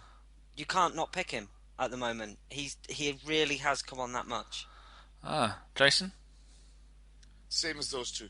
Yeah. I'm just looking at the. It was known last season for coming on. I think it was some amazing stat that he'd only started 2 or 3 games. I'm doing this out of my head. He'd only started a couple of games by halfway through the season. Most of them he'd come on as a sub. But what a great way to get a player used to playing the game. Get him on as a sub and work from there. Okay, next question. Glenn Abbott, do you think standing in the clock end will improve the atmosphere at the Emirates? Of course it fucking will. It'll be a genius idea. It's never going to happen though, because the FA are a bunch of arseholes and the club probably can't be bothered to have any kind of atmosphere there, because then people might enjoy going. Gimli!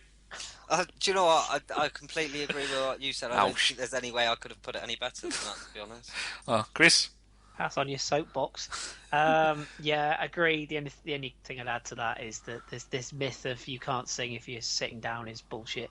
It's a convenient excuse. People can sing as much as they want to sing. Standing up, it does affect the atmosphere to a degree, but if you can't get around it, then just sing harder. Do you miss the old days of pissing in people's pockets, Jace? He still does it in Cardiff on a Saturday night. Goes up to the bar, can't. He's like, "Sorry, mate, I've just pissed on you there." Those cues at Lidl. Got a bit of piss on your shoe butt. No comment. So, don't answer it. It's never going to happen. Never going to happen at the moment. Safe standing, it's not going to change too much. The ticket prices are high. You're not getting enough kids in. It's pretty middle class at the moment. Oh, don't start that, but you know what I mean. Okay, fine. Chris, I tell you, like dogs on heat. We've got 2 more to go. Ahmet Benley, who is that's from Australia, and I think he's come on at one point, or maybe one of the Christmas ones, or maybe there was some kind of stuff that he's been on. He says, now that Wilshire's injured, should we promote a youth talent like Dan Crowley? Fucking hell, yes. Give him a few sub games, do an Oxlade-Chamberlain on him, let him come on, have a few games as a sub. Last night, I'd have brought Ryan Studdard on, just so he could get his first game out of the way. Studdard. Same thing, So, do you agree with that? No. What? You don't want old Super Dan Crowley to come on for pity's sake, give the kid a chance. You shut your face. Well, we'll ruin him. Someone put a muzzle on him, fuck's sake. We'll ruin him. It's like this thing of Jack Wilshere being he's the future of English football. Leave the kid enjoy his football. You're only saying that because you're Welsh and you hate him. No, I agree with Jace 100%. I do too. Let's get it straight, okay? When Tony Adams was captain of the Arsenal at 18 or whatever he was, okay, he had all the newspapers on his back, right? You imagine it now with social media. Every tosser's on these guys' backs, okay? Leave them enjoy their football. So rude. Leave them get out there and play, right? Stop putting all so much pressure on them. Dan Crowley shouldn't even be fucking mentioned at the moment. You leave the Robert Downeys of Twitter alone, bless them. The only thing I would say is get him on loan. If you want to see what he's got, get him on loan to a sort of a League One, League Two side. Peterborough United. Yeah, well, yeah. I mean, that's the way Chesney started. That's the way Jack started, even with Bolton. So, but no, thrusting a guy in at that level, it's the same. It's even the same with Hector Bellerin. I feel sorry for the lad because Wenger said, "Oh, I believe in him. I think he's a wonderful talent." And the poor fucker, then the time that comes to play him, and he won't play him. So Your language is appalling. Carl Jenkins should have stayed, and Monreal should have gone. Monreal.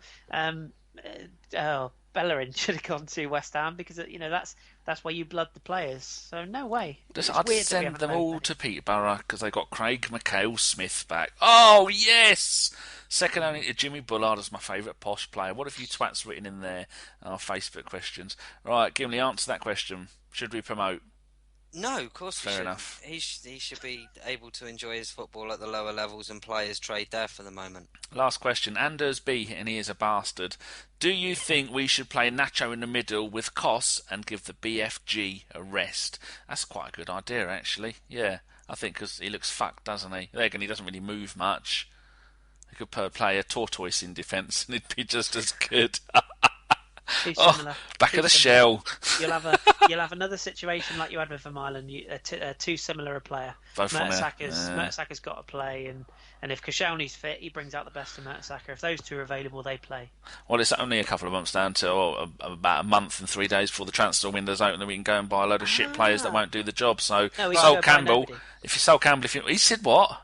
We can go and buy nobody. Oh, right, I thought he said that. Gimli, what's your thoughts on that? I was just going to say, let's move this on, because time is ticking, talking cock. It's not ticking, it's just sitting there. It's 1 hour, 34 minutes.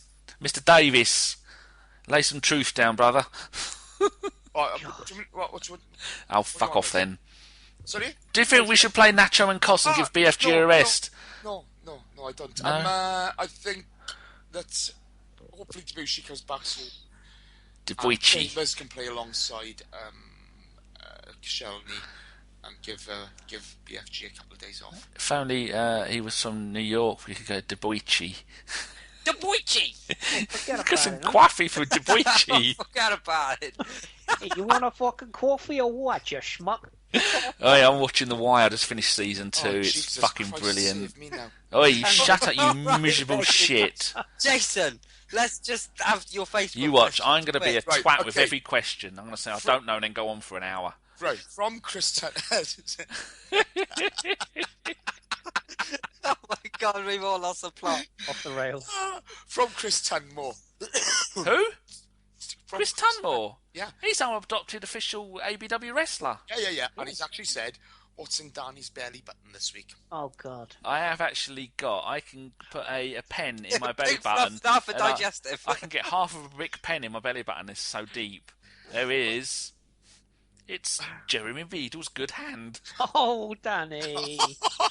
For goodness sake. Oh, Jesus wept. Right. Do you boys know, Kate, my missus, Kate, is actually related to Jeremy Beadle? Oh, he's an Arsenal fan, wasn't he? And he used to do talk radio back in the day. What a lovely man. For any ladies listening, you can catch Danny on his webcam on the radio show now on. So, Yes, and maybe even yeah. Chris if we can get that shit sorted. Form an orderly queue.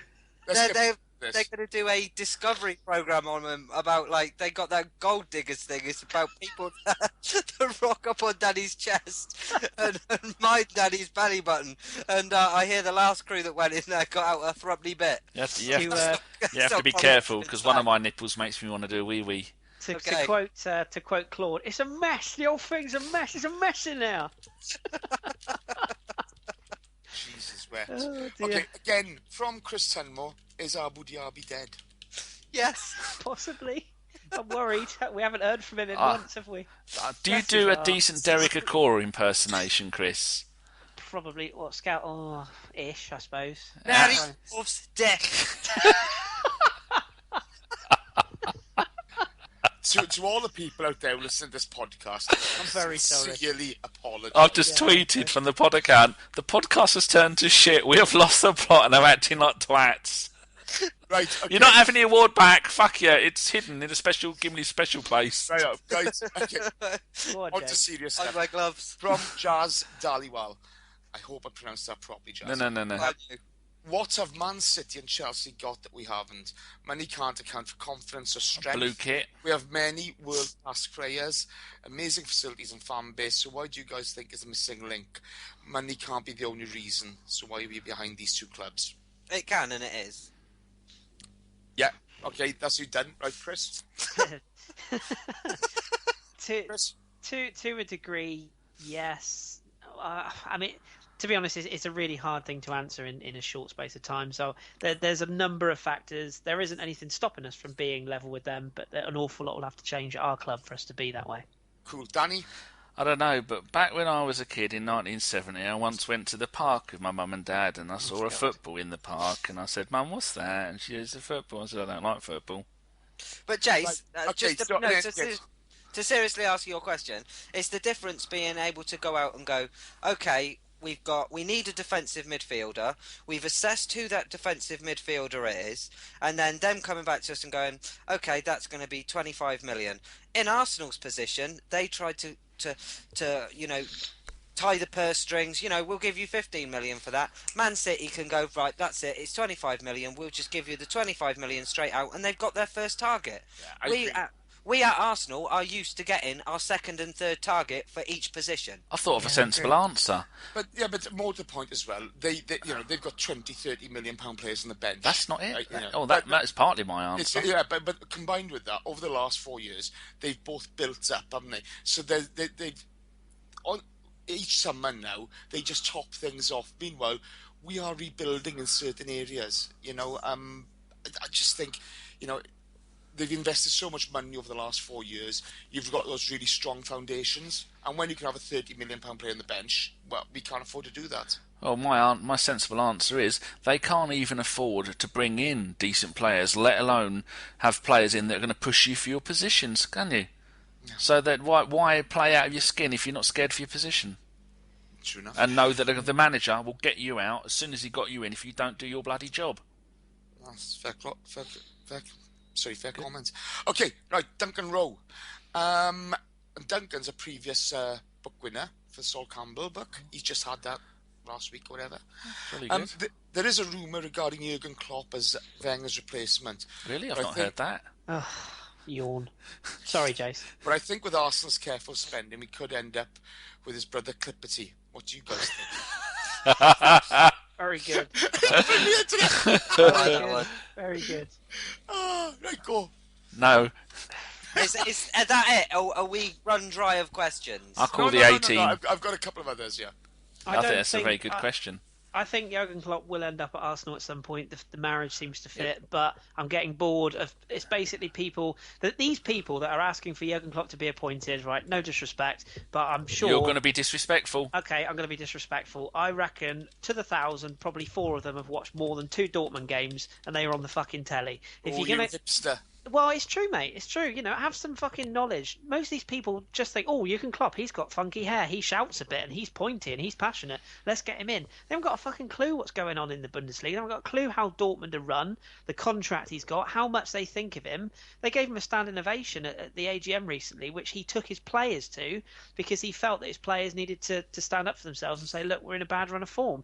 This is a guy that has said he'd like to manage in England. There are other clubs, Manchester United and Liverpool for 2. So, just do a bit of research. It's so easy to go, well, Owen Coyle, Roberto Martinez, Jurgen Klopp. Somebody else will come through and it'll be them next. So, didn't he train his players ahead of the game with us yesterday night in Finsbury Park? I didn't read that personally, but I wouldn't be surprised. I wouldn't be surprised. He's a very good manager, and yes, he would suit Arsenal at some time, but he's not available currently, nor are half these managers people are crying for. So, support the ones we've got. I think people forget. Do you know what his middle name is? Oh, here we go. Norbert. Very good. I think it's true. I thought it was going to be someone like Puppenstadt. Yeah, me too. I got a good stat question for you if you want. I think people forget that Dortmund are the best supported team at the stadium in the world. The Yellow Wave. Absolutely. And more people is that like the Crimson Wave? Oh, Jesus. Not as angry. Jason's making a perfectly good point, and you just walk across it. How dare you? That's my job. You're absolutely right, though, Jace. You're absolutely right. And until such time as he's available, which will be on his say so. Much like Arsene Wenger, when he leaves, will be on his say so. It's pointless talking about it. And if you want, well, don't care if you want my opinion or not, I'll give it to you. I think he's more likely to end up at Liverpool than he is at Arsenal first. But we could go for Pep Guardiola and a Barca style of play. I want to go for Pep Guardiola. Hold on, Jace. Yeah. Don't care. Elena, cleverly. Boys, I've got a question from Andrew Fife. Why is Andrew so marvellous? He's not. He's a gimp. Because he's covered in ginger fluff and raw steak. What kind of a name is Andrew? Who's this cunt? Sounds bananas. I told him ginger on top, smelly box, and I will say it on a podcast. I've got a trivia question for you that I've just made up. In what was it? Invincible season. In the 38 league games, how many ex-Arsenal players scored against us? There was 5. No. 3. No. 7. No. 10. No. 9. No. 79. Yes. I couldn't give a monkey. The answer was 2, and if any of you probably may give you get 1, and if any of you get 2, I shall give you a heartily round of applause. 30-12. That's not a player, is it? The answer's 2. But who were they? Nigel Winterburn. Ex Invincibles that scored against us for other clubs. No.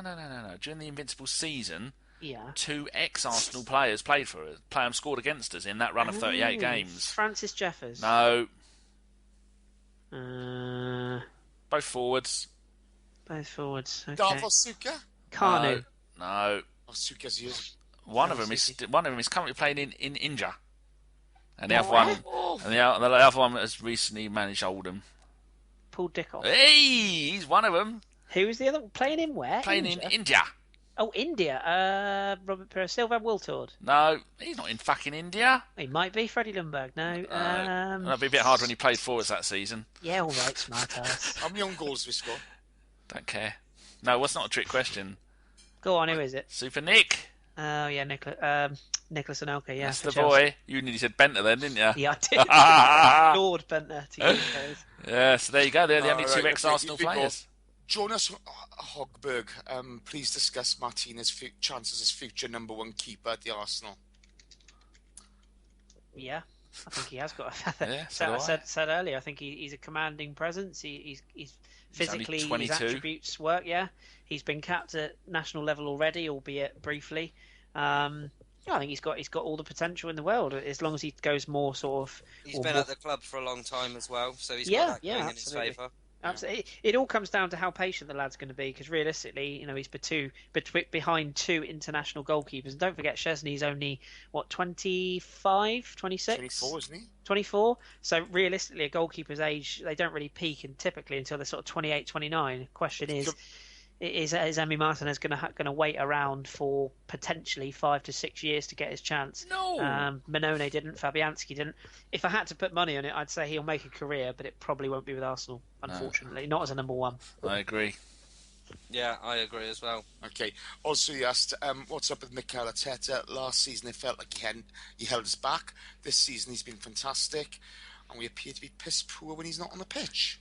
Because everyone else has seen how shit Flamini is, so no one shouts, "Want Flamini, you can't!"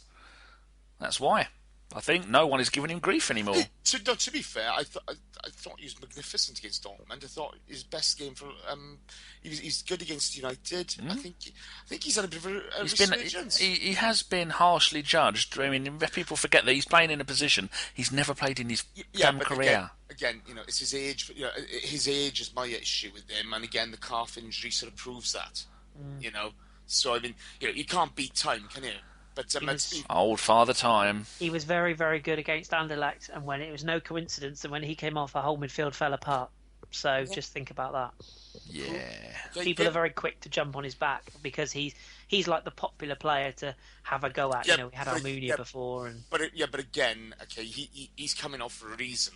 His body can't take it. 1 hour 47. You can't rely on him, can you? No. Like Dom said, he should never have been first choice. He should have been. Thank you, Talking Cock. It's okay. I think we should spray him orange and sell him to Dundee United. For fuck's sake. Yeah. Yes. Okay, good, thanks. Right, Abdul Ahad Jawad. Bless you. Does anyone else think... DC. Never gets old, never gets good. Yeah. Oh, I'm fucking gone, boys. I could do a banana on, there Jace. if you want. I'm still choice. with you, Jace. I'm still fighting the good. In fact, when everyone sends us a question, say whether you would like a bless you or a banana. If you have a weird name, unless your name's Gary, then don't bother. Does anyone else think our players are not as physically prepared for the season? Most of our midfielders are not covering as much ground as they normally would. St. Ramsey in particular. This is partially the reason we've been poor defending as a team and not scoring late goals. Instead, conceding them. Perhaps the training routine has changed as people wished, and it's not working out right. Well, I'm going to start off on this. No. The shape of the team has changed slightly, and that's the reason for what's happening. Ramsey will still cover. If Ramsey's playing box to box, even though he has had an injury, he'll still cover that. Just of ground he was, but it's not down to the training routines or anything. I think the World Cup had a bit of an issue with us, but we've just lacked confidence as a team. It's not down to any one thing in particular. There's a number of things. Christopher? Totally agree with you. I think we're actually stronger towards the latter parts of games, so I don't think it's the training. I think some of it comes down to bad luck. But no, I'm completely with you. I don't think really it's got anything to do with how they're prepared, personally. Okay. Gimli? No, I agree with Chris on that. It's nothing to do with how they're prepared. Cool. Danny? I think it's because they get so pissed off getting hammered in the Emirates Cup every season, that they've just lost the will to live. I think we have a terrible pre-season because it's all about money. It's not necessarily. I think Wenger has said in the past that that's not what he would like to do pre-season. And have you seen our next pre-season? We're going to China and Southeast Asia and all these other places. That's not how you do a proper pre-season for me. That is money. And I think that affects our pre-season. It's all the same with every club, isn't it? If we have not to when I owned it. We just played games against Enfield and Barnet and Peterborough. Times have changed. Yeah, but what about the fans out there in these places that actually get to see the team? But they don't, do they? Look at the shit game against New York Red Bulls. Yeah, what a wank of a game! I know they went. They all felt robbed. But they had a good time. The build up, beating the players, stuff like that. I mean, the signs in Vietnam, and stuff like that with the fans, I thought were fantastic a couple of seasons ago. What, with the old boy running after the bus? What a story! Yeah, Fantastic. yeah, absolutely. Cause if that was Joe Bloggs in the street running after the bus, say at fucking Old Trafford, it wouldn't even make the paper. Exactly, they would run him over. They wouldn't have him on the bus and give him a handshake and a hug, would they? No. Exactly. Yeah. No. He'd be found dead in a ditch. But I think it's wonderful that the guys go out to see that. I know it's not perfect, but No, I'm just saying that maybe have a longer pre-season and go and do the first 4 or 5 games like that, and then the rest of them come back and do a proper pre-season. Like I didn't even like the days when we used to go to Austria a lot and play those German lower league teams. I think our pre-season should be maybe play Welsh teams. We used to go and play Celtic and Rangers a lot. Yeah. It's going to be a local thing because all that flying around in your pre-season, it's not going to be good for you, is it? Yeah, but let's be honest, they fly around during the season anyway. It's difficult, isn't it? The crazy dudes. Right, okay, guys, on to the last one from Facebook. Was that a cat? That wasn't me. Wasn't me. It was one of my cats, yes. Squeaky bum time. Where's Jeff Stelling when you need him? Take your finger out. Where's this question's from Hoppy Hopkins. Jack is out for another 3 months. Now, he spent almost 50% of his career injured. What do we do with him? While he's a quality player, he's had a terrible injury record. Can we seriously keep carrying him? I wouldn't sell him, but what do you guys think? I don't think he has any resale value, because as someone that's renowned to have glass ankles, no one will touch him. Take him out the back and shoot him. No, he's let's not make any mistake. The lad is still a hugely talented player, and again, like Dom has said on a number of occasions, his injuries. Okay, yes, his style of play does kind of attract those sort of challenges, but it's not Jack's fault that he got smashed in half by some clubbing great muck twat. Sounds like your university days. Well, yeah, I mean, it's not his fault that I said Gimli, the other podcast we did the other night with the other chaps. I said I didn't really have any blame on McNair. I've gone back and I've watched the challenge since. I actually tweeted a picture of it tonight. Look at the angle that Jack Wilshere's ankle is at as the impact hits him. have a look at that picture because it really shows the bend. It was a Welsh style of play. He probably needs to be coached slightly differently, and maybe needs to release the ball slightly earlier. But we're talking about a boy who is Arsenal through and through, and for all his faults, I would never like to see him put on a Man City shirt or God knows who else. He's a very, very useful player for us, and if we stick by him, then I think he'll come good. It's just unfortunate with these injuries, and also the lad hasn't really got his best position nailed down yet. Certainly not in this team. So, no, I think we would massively regret letting him go. So for me, there's no danger of ever getting rid of him. He's still an Arsenal boy, and we should stick by him. Right, Gim? Yeah, I agree. Thanks. Danny? I will go and put on my Witchfinder General's hat and burn him as a witch. 1 hour 53 minutes. People want an hour and a half. How are we gonna? I can't edit any of this apart from all of the bits where you speak. I just put a duck making a noise. To be honest, you got to stick with Jack Wilshere. He's a top prospect.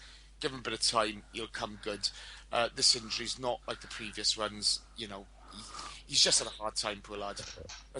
That's what he comes out. And with. show him videos of Maradona and say, that's what a real 10 does. You're not that. Stop it. How would we have all felt if we'd have sold Aaron Ramsey when he was having a bad time? Yeah, exactly. Right, those are the Facebook questions done. Gimli. Fantastic. We'll close the show then with predictions and shout-outs as always. So for the predictions, which is West Brom, we'll go to Danny first. We're going to go there and we're going to beat them 4-0. And I think it's been mental if you don't pick... I'm thinking Giroud now. No, I'm still going to go Sanchez. Sanchez, first goal scorer, 4-0. West Brom are good, but not good enough. Okay, Jace? 3-0 to the Arsenal, Sanchez. Okay, Kris? Who is going to be there? I am going to be there. So if you see any disgruntled hippies, it's probably Kris. Oh, stop it. Please, everybody who goes to the game, if you see a bloke with long hair, please go up to him and go, are you Kris from the podcast? Because he is getting fed up with walking around going, you know who I am? Do you know who I am? At every game he goes to. He got noticed outside of Sainsbury's in Plymouth once. Yeah, I did. Okay, that is a fact. But, I'm quite a recognisable bloke. I have a lot of tattoos and I have beautiful hair. Because you need a fucking good haircut. And a wash. A wash, yeah, I knew that was coming. Thank you. No, not a wash. Bully needs a wash. You just need a haircut. Anyone that would like to leave say the hello, pop-up pirate alone. Please feel free to say hello. I'll be delighted to meet you all as long as you don't throw bricks. The pop-up pirate and his public. Anyway. Actually, what if the pop-up pirate is there? They won't be able to tell you apart. They will. I'm the one that's washed. Anyway, I smell beautiful. So I'll go 3-1, and I will go Giroud. I think he'll come back with another goal. I'm going 2-0 Alexis. And to shout outs, I'll start this week. On Sunday, I went on a podcast. It's not very often I go off and do other podcasts, but it was the Arsenal. Pardon? No, nothing. Good. Shut up. Right, it was the Arsenal in My Blood podcast. All the boys from there, really, really lovely, lovely fellas. They treated both me and Kris, who was on, as well, very, very well indeed. So go give their podcast a listen, give all the chaps on there a follow, and make that your second listen of the week after this. Okay, so Danny?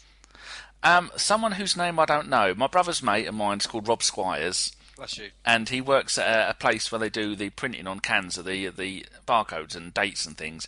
His mate listens to the podcast, and I can't remember his name. So if you know Rob Squires, hello. Also, if you go to Hinchinbrook School in Huntingdon, please let me know, because there's someone there I want you to all annoy.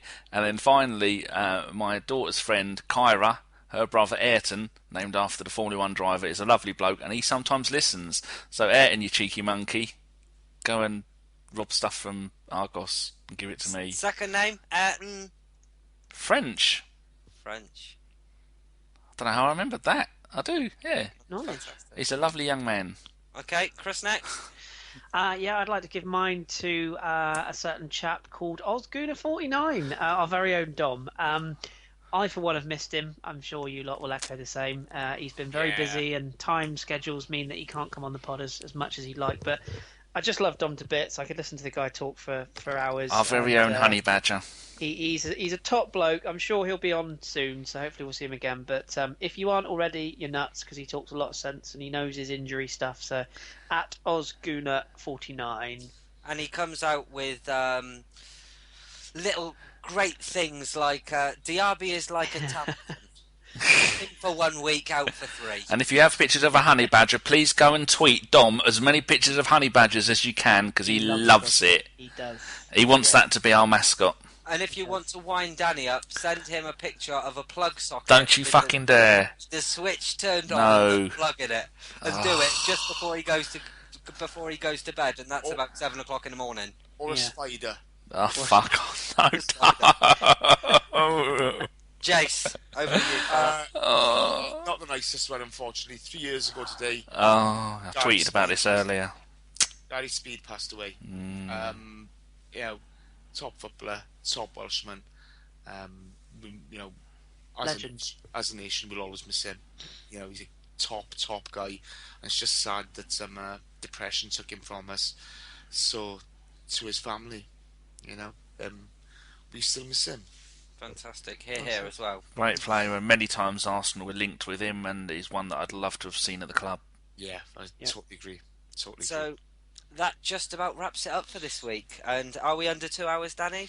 1 hour, 58 minutes, 53, 54, 55. Can we just say sorry in the title of this pod?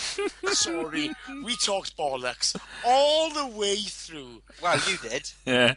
You said you didn't know, then talk bollocks for an hour. Yeah, but people expect that from me. That's why I'm here. Given there's one really quick thing you need to mention. Oh, what's that? About somebody coming up that we should tease people about. It's worth breaking it. Are we talking about the guy that I was talking to this morning while I was drinking my coffee and eating my crumpets? Birdie, bird. Yes, we are indeed. Coming up on a Birdie. Bergkamp Wonderland on December the 11th, we will welcome Anders Limpar to the show. Super sweet. So that is definitely one to look forward to, and hopefully we're going to drag a friend of the show, Dave Hillier, on with him as well, and really give you an idea of what it was like to play in that team and dressing room camaraderie and whatnot. Because I honestly think that the best podcast we do or have done have been, one. No, not this one. It's just been complete bollocks for 2 hours. But they've been when we've had ex-players who can give you that insight, and I just think it's fantastic. So really, really can't wait to get him on the show, and it's going to be fantastic. And he's such a nice bloke, because a lot of time we ask people if they want to come on, and they say, "Oh, we'll get back to you." He actually direct messaged us and said, "I'm back now. This is the window I'm free. I'd love to come on."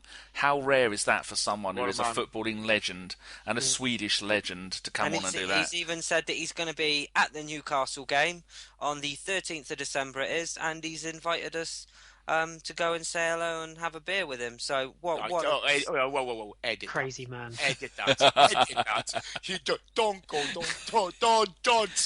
Don't get that out there. He loves it. He'll say hello to all. He said he'll buy anyone who meets him a drink and as much food as you can eat.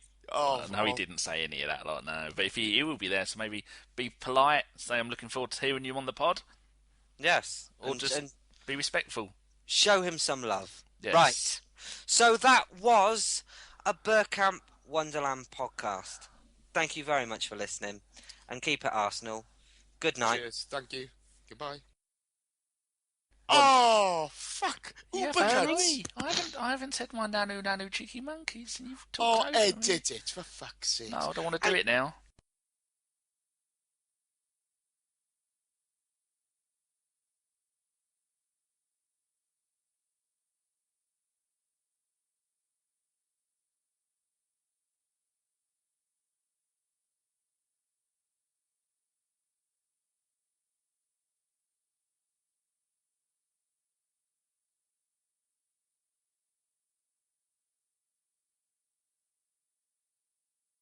And all of a sudden, shit, we're going to die.